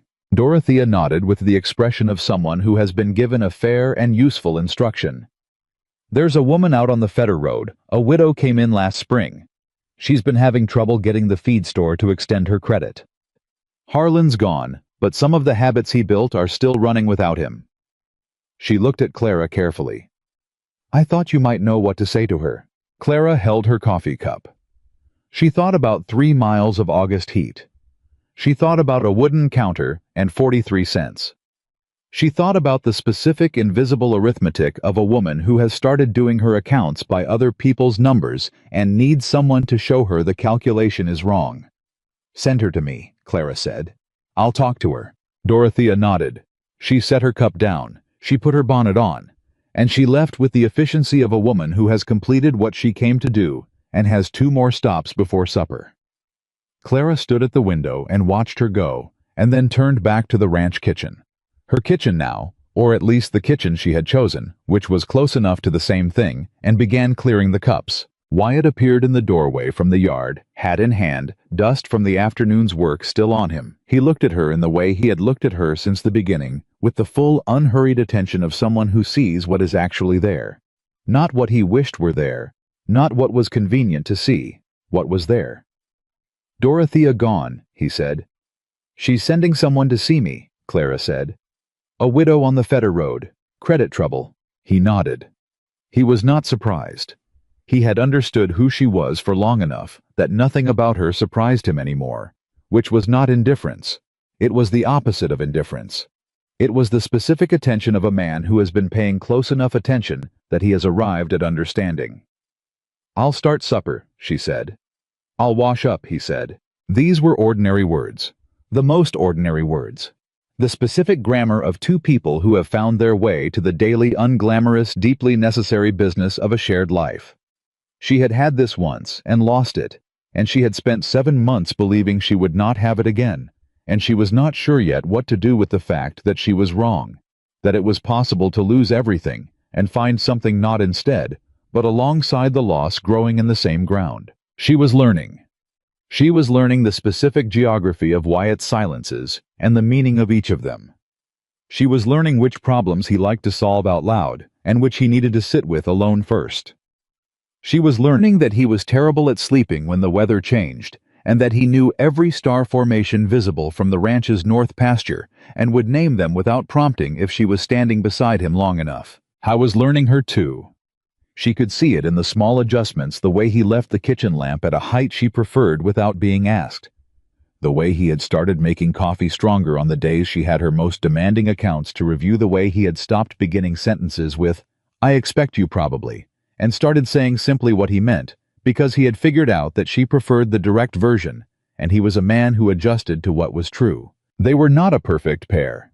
They were two people who had been broken in different places and set about the particular work of building something new from whatever was whole. The work was real. Some days it required more effort than others. Neither of them pretended otherwise. What they had was better than pretense. It was the thing under pretense, the actual foundation, solid and honest. The kind that holds when the storms come, because it was never built on anything that couldn't bear weight. Outside the window, the late September light came in warm and golden, and Clara Whitmore stood in the kitchen of the ranch she had chosen and listened to water running in the wash basin in the next room, and felt simply, without drama, without the need to name it into something larger, that she was exactly where she was supposed to be. The woman from the feeder road arrived on a Thursday morning, which Clara had come to think of as the day things happened. Thursdays were the day Wyatt had first brought lumber, the day the Dawson brothers had testified, the day Judge Croft had issued his summons. Thursdays in Red Hollow had a particular weight to them now, as if the town itself had learned to use them for the work that mattered. Her name was Ruth Garland. She was 51 years old, broad-shouldered and red-handed from outdoor work, and she stood on the ranch porch with her hat in both hands and the specific expression of a woman who has rehearsed what she is about to say enough times that the rehearsal shows. "Mrs. Whitmore," she said. "Mrs. Webb said you might be willing to talk." "I am," Clara said. "Come in." She sat Ruth at the kitchen table and poured coffee and did not ask her to start until Ruth was ready, because she remembered what it felt like to need a moment before the words would come out the right way. Ruth took the moment. She wrapped her hands around the cup and looked at the table and then looked up. "My husband died 14 months ago," she said. "Fever. We had a small cattle operation on the Fetter Road, about 60 acres. It wasn't much, but it was paid for." She stopped. "The feed store won't extend me credit for the winter order. I have the cattle. I have the land. I have 3 years of payment history at that store before Henry died. But without his name on the account, they say the risk assessment is different." Clara looked at her. "Who told you that the risk assessment is different?" "The clerk. Young man, maybe 25. He said the store's policy under the new management was to review all accounts, and single women operating independent of a male guarantor were—" She stopped again. Her jaw tightened. "He used the word risk." Clara set her cup down carefully. She thought about Harlan Mercer's counter, and his spread hands, and the word condition used as a weapon. She thought about how power, when it falls, doesn't always fall completely. It leaves habits behind, and habits can run without anyone intending them to. The way a clock keeps ticking after the winder has left the room. "What's the size of the winter order?" Clara asked. Ruth told her. It was a reasonable amount for 60 acres of cattle operation. "And your cattle, what's the current head count, and what's your expected spring income from them?" Ruth told her that too. The numbers were solid, not lavish, not precarious. Solid working frontier. Solid, the kind of numbers that represented a woman who understood exactly what she had and managed it without waste. "All right," Clara said. "Here's what we're going to do." Ruth looked at her with the cautious attention of someone who has been told things were going to be handled before and found the handling insufficient. "I'm going to write up a financial summary," Clara said. 1 page. Your assets, your income history, your projected spring returns, and your 3 years of account history at that store. Clear, simple, accurate. Then you're going to take it to the store manager, not the clerk, and you are going to set it on his desk and say that you expect your account reinstated by Friday. And if it isn't, you will be discussing the matter with Judge Croft's office, which is currently reviewing all commercial credit practices in Red Hollow County as part of its ongoing case proceedings. Ruth stared at her. "Is Croft's office actually reviewing commercial credit practices?" "Not specifically," Clara said. "But the case is open, the proceedings are ongoing, and every word of what you would say to that manager is accurate. The interpretation is his problem, not yours." Something shifted in Ruth Garland's face. It was a small shift, the kind that happens when a person who has been operating under one set of assumptions suddenly glimpses a different set, and the different set fits better. "You'd do that," Ruth said. "Write the summary." "I'll do it right now," Clara said. "It'll take 20 minutes. It took 18. Clara wrote it at the kitchen table while Ruth finished her coffee and she wrote it the way she wrote everything, exactly clearly, in the language that meant what it said, and couldn't be misread without deliberate effort.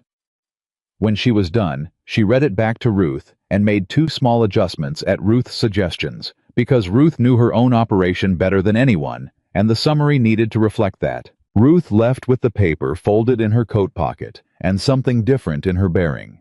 Not confidence exactly, because confidence was something you built over time, not something you got from a page. But the specific steadiness that comes from knowing you have the right language for the right room.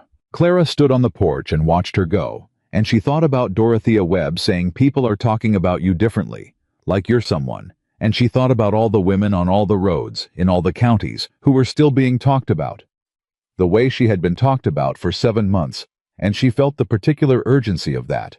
The understanding that what she had built out of her own crisis was not complete when her own crisis was resolved. It was a starting point.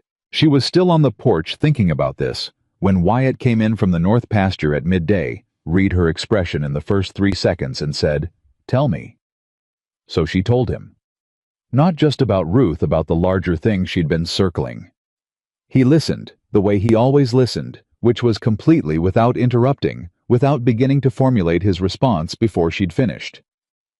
When she was done, he was quiet for a moment. "You want to formalize it," he said. "I think so. I don't know exactly what that looks like yet. But the work I did for the case, the documentation, the financial analysis, that's work a lot of people in this county need done and can't access." She looked at him. "Women especially. Women who are exactly where I was a year ago and have nobody who speaks their language."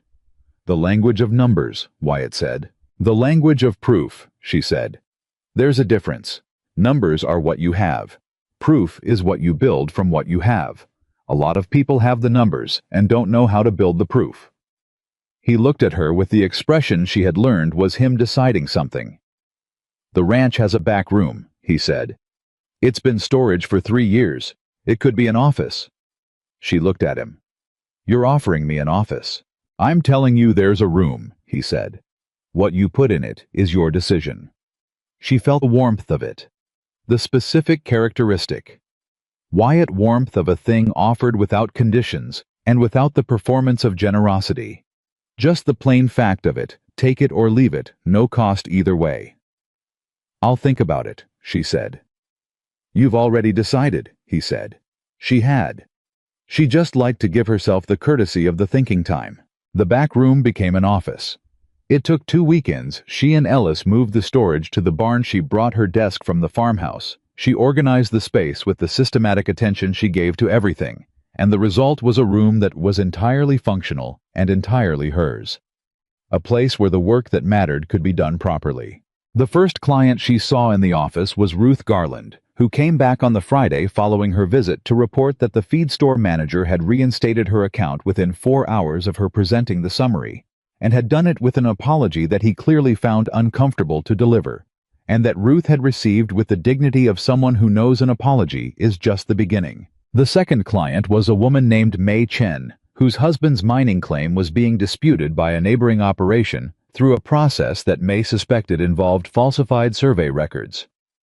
Clara spent 3 hours with May's documents and found what May suspected, not falsified but selectively presented, which in practical terms amounted to the same thing. She wrote a formal response that May's husband could take to the mining office, and she charged a fair rate, and May paid it without hesitation. The third, fourth, and fifth clients came within the same week, referred through a chain of word that moved faster than Clara had anticipated, because word of a person who does competent, honest work moves quickly in communities that have been starved of it. By the time October arrived, the office had a regular schedule. Wyatt's sister arrived on the 3rd Thursday of October. Her name was Annie Callahan. She had kept the name, which Clara understood without needing to ask why, and she came off the stagecoach from Denver with 2 bags and the particular energy of a woman who has rebuilt herself once and is not afraid of the process. She was 43, lean and dark-haired like Wyatt, but with an expressiveness he didn't have where Wyatt's face was still and deep. Annie's was immediate, registering what she felt as she felt it. She looked at Clara for the first 5 seconds with the thorough, unself-conscious assessment of someone sizing up a situation that matters to her. And Clara looked back with the same directness, and Annie said, "He wrote that you were stubborn." "He mentioned stubborn, yes," Clara said. "He meant it as a compliment." "I know," Clara said. "I took it as one." Annie smiled fully quickly, the way some people smile when they find something genuinely good. "All right," she said. "I think we're going to get along." They did. Better than that, they got along in the particular way of two women who have both navigated substantial damage and come through it, not diminished, but reconfigured. Sharper, in some places, more deliberate in others, with a specific radar for what is real and what is performance, that made their conversation immediate and honest in a way that more comfortable lives don't always produce. On the second evening of her visit, Annie sat with Clara on the ranch porch after supper, while Wyatt was in the barn with Ellis, and she said the thing Clara had been wondering if she would say. "He's different," Annie said. "Since you." Clara looked at her. "Different how? Less." Annie thought about it. "He was very still before. Not the good kind of still. The kind that comes from deciding that nothing is worth moving for. He's still now, but it's the other kind. The kind that comes from being in the right place." She paused. "He wrote to me twice a month for 10 years, and the letters were always honest, but they were very empty, you know. Honest about facts, nothing about interior. The letter he wrote me about you was the first one in 10 years that had interior in it." Clara sat with that. She sat with what it meant that a man like Wyatt, for whom interior was the most private country, had written about her, with enough feeling that his sister could see it from Denver.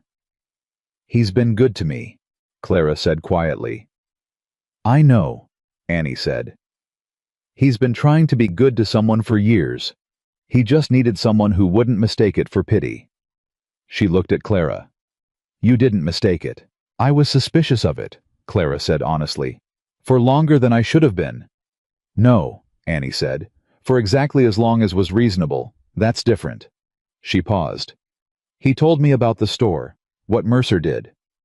"He told you everything," Annie said. "Every part of it. He told me about the money he put on the counter, which I don't think he'd have told most people, because he doesn't make a story of the things he does. But he told me because—" She stopped, looked out at the dark. "Because he needed to tell someone what it meant to him to be in that room, to not walk past it." She was quiet for a moment. "He walked past so many things when I needed him. He wasn't here, and then when he got here, it was too late for me to use his help. I'd already gotten out myself. I think he's been carrying that." "He told me about you," Clara said. "Not everything, but enough." "He doesn't tell people about me," Annie said. "No, I think that's why it mattered that he did."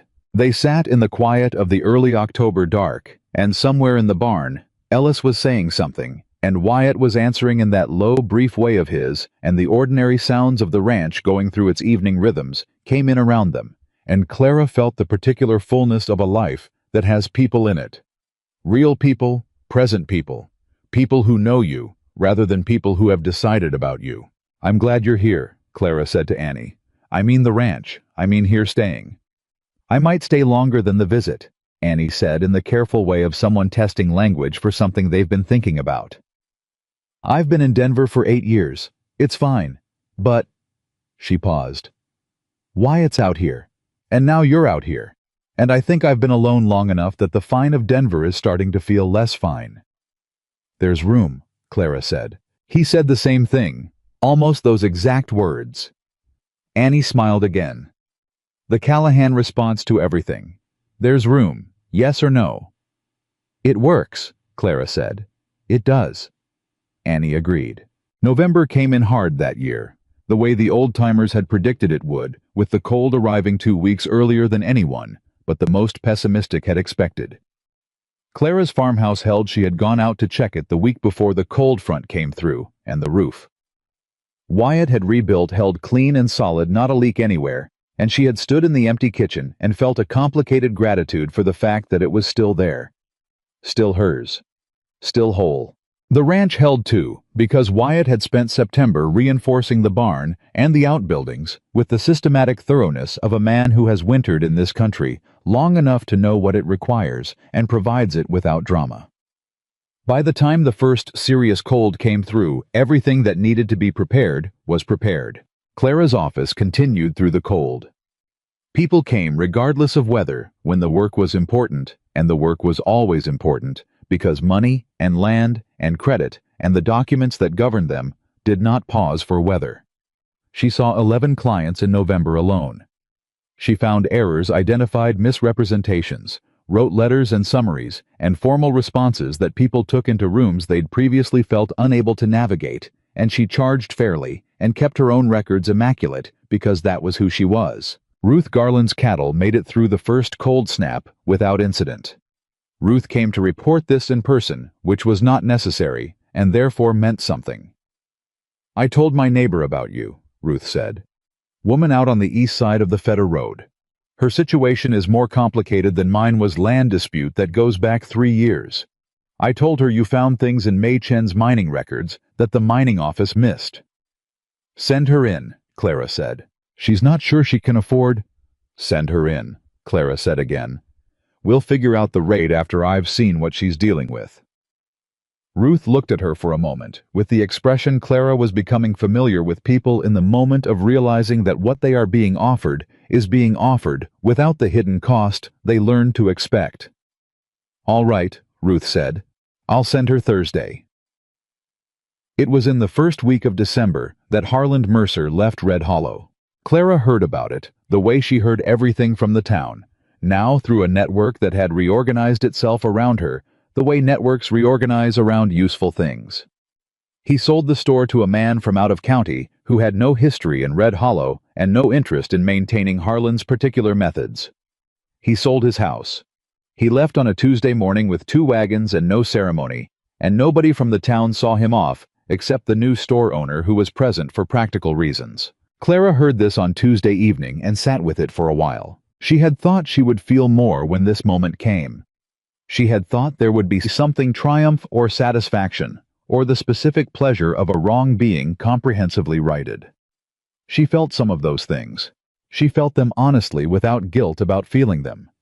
But under them was something simpler and less dramatic, the feeling of a chapter actually closing. Not slamming shut with fanfare. Just reaching its last page and ending the way stories do when they are finished. She told Wyatt at supper. He listened. He said, "Good." Then he passed the bread and asked if she'd heard back from the woman on the east side of the Feder Road yet. She had. That was who she was to him. Not a woman defined by her crisis. Not a widow. Not the target of something. A person with ongoing work and future plans, and a Thursday schedule that was currently full into January. She loved him for that. She had not said it yet in those words, and neither had he, but the thing between them had long since exceeded the language they'd been using for it, and she thought they both knew it and were simply taking their time arriving at the words because they were both people for whom words, when they came, needed to mean what they said.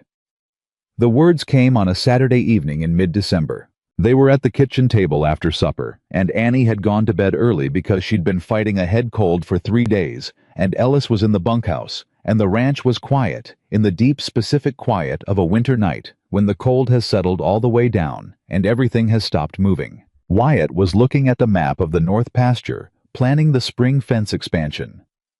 Clara was reviewing the land dispute file for the Feder Road case. They had been sitting in companionable silence for an hour. The particular silence, she had come to understand, was not the absence of connection, but the presence of comfort. He put the map down. She looked up. "I love you," he said. Flat and simple and certain, the way he said everything that was true. I want you to know that clearly, not implied by what I do not assumed from context. Clearly. She held it. She had been held before. She had been provided for, and lived alongside, and occasionally defended by a man who meant well and did his best. And she had loved Thomas Whitmore honestly, and grieved him honestly, and would carry him honestly for the rest of her life. But this was different from all of that, because Wyatt Callahan loved her the specific way that was most difficult to receive, and most worth having. He loved her by seeing her exactly as she was, without softening the sharp parts or enlarging the gentle parts, without the reshaping that people so often did to the people they loved in order to love them more easily. He loved the sharp parts and the gentle parts together because they were hers. "I love you," she said. "I have for a while. I wasn't ready to say it until I was sure I was saying it because it was true, and not because I was grateful, and now I'm sure." He nodded. That single settling nod. "Good," he said. "Good," she said. And they went back to their work. The map, the land file, because that was also who they were, and it was entirely right that this moment and the next ordinary moment should exist side by side, without the love diminishing the ordinary, or the ordinary diminishing the love. Christmas came and went with Annie's head cold resolved, and a dinner that Clara cooked and Annie helped with, and Wyatt and Ellis ate with the straightforward appreciation of people who work hard and regard a good meal as the serious thing it is. It was not a large celebration. It was a real one, which was better. January brought the woman from the east side of the Fetter Road, whose name was Patricia Ames, and whose land dispute turned out to be more complicated and more interesting than even Ruth had indicated. 3 years of conflicting survey claims, 2 deceased original claimants, and a paper trail that went back to a recording error in the county office in 1879 that nobody had caught because nobody had looked at the full history of the parcel from its original filing. Clara looked at it. She looked at it for 2 full days, cross-referencing every relevant document, building the timeline from the original filing forward. And at the end of 2 days, she had found something that made her sit back in her office chair and look at the ceiling for a moment. The error was in the county records, not in Patricia Ames's documents. The county recording office had transcribed the original survey boundary incorrectly in 1879, and everything that followed the dispute, the conflicting claims, the 3 years of legal back and forth, was built on that original error. Patricia Ames was not in a land dispute. She was the victim of a clerical error that the county was responsible for correcting. Clara brought this to Wyatt. He read through her documentation. He looked up. "Croft," he said. "Croft," she agreed. They went to Croft on a Thursday. Of course it was Thursday, and Clara set the documentation on his desk and walked him through the original 1879 recording error and its cascading consequences, and Croft looked at it with the expression of a man who has been a county judge for 19 years and has just discovered something in his county's records that was sitting there wrong for 2 decades. "How did you find this?" he said. "I started at the beginning," Clara said. "Most people start where the dispute started. I went back further." Croft looked at her over the papers. The 19-year skepticism had been reorganizing itself over the months into something she could only describe as professional regard. And today it had gone 1 step further into something that was closer to awe, though Croft was not a man who would have used that word. "Mrs. Whitmore," he said, "have you ever considered working formally with this office?" She looked at him. "Formally?" "As a consultant, on case documentation and financial records." He paused. "I don't have authority to create a formal position without county approval, and that process takes time. But on a consulting basis with compensation, I can begin that today." She thought about it for exactly as long as she needed to think about it. "Yes," she said. She told Wyatt on this drive back to the ranch. He was quiet for a moment, and then he said, "Croft's smart." "Yes," she said. "He saw what he had in front of him," Wyatt said, "and he did something about it." "People are capable of that," she said, "when they're paying attention." He looked at her briefly sideways, with the expression she loved most, because it was the expression nobody else probably ever saw on Wyatt Callahan's face. The one that was almost a smile, but more than a smile. The one that was his particular warmth arriving without disguise. "Some people," he said. "Some people," she agreed. The consulting work with Croft's office formalized in March, as he had said it would, with county approval, and a modest but fair compensation rate, and a designation in the county record that read Financial Records Consultant, which was an accurate description, and also Clara thought a beautiful one. She had spent her life with numbers and documents, and the particular intelligence required to see what they actually said, rather than what someone wanted them to say, and now that intelligence had a formal name in the public record of Red Hollow County. She was not the heavy-set widow anymore. She was not the woman from the store. She was not the problem that nobody wanted to be responsible for. She was Clara Whitmore, financial records consultant, bookkeeper partner, and in the opinion of 11 current clients and 1 county judge, one of the most competent people in the county. She had not become this.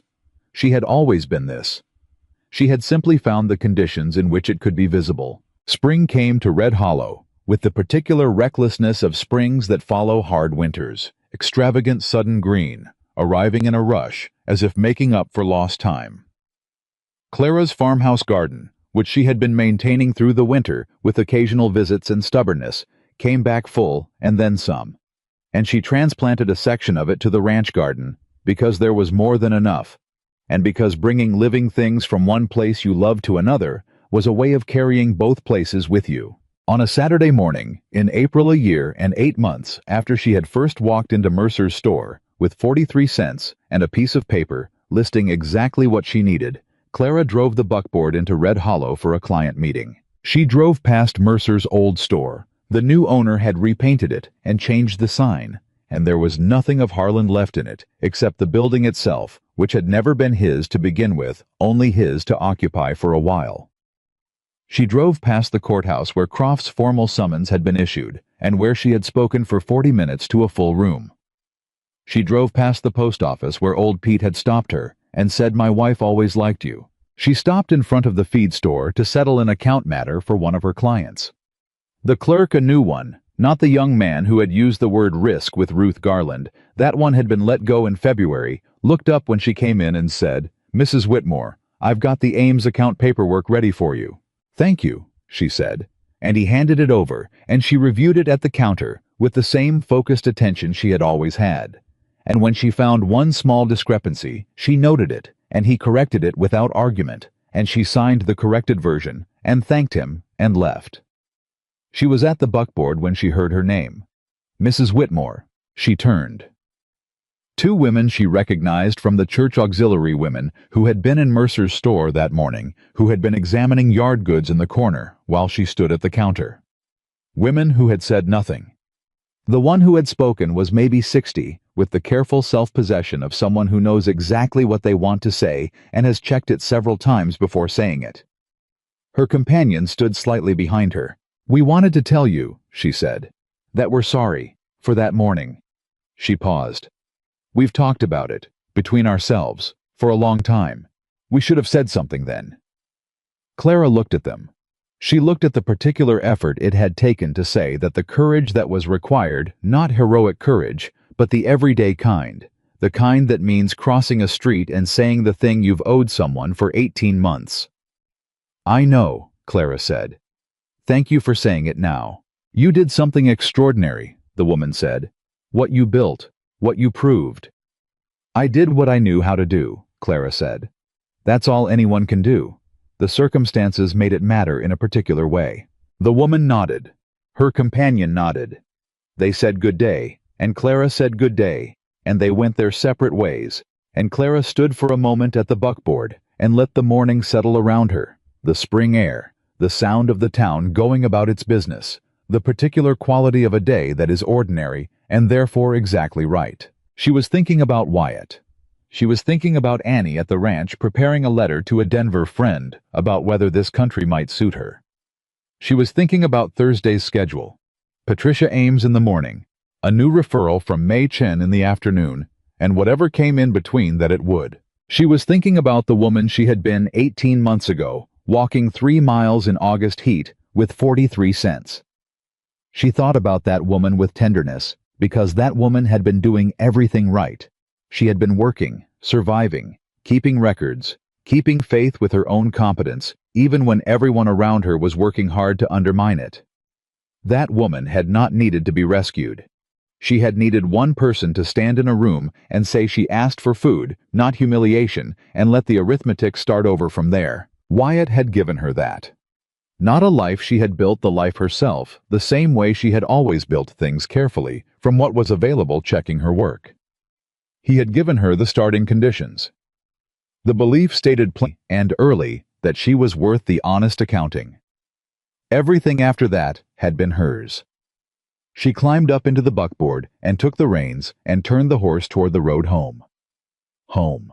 The ranch with Wyatt's steady presence, and Annie's laughter, and Ellis's wordless solid reliability, and the office in the back room where the work happened, and the kitchen where supper happened, and the porch where the long evenings happened, and the particular quality of a place that has been chosen deliberately by someone who knows exactly what she is choosing and has chosen it anyway. She thought about Ruth Garland's cattle making it through winter, about Patricia Ames's land and being formally corrected in the county record, about the woman who would come on Thursday and whatever her situation was, and the specific satisfaction of being able to sit across a table from that woman and say, "Here is what the numbers actually say.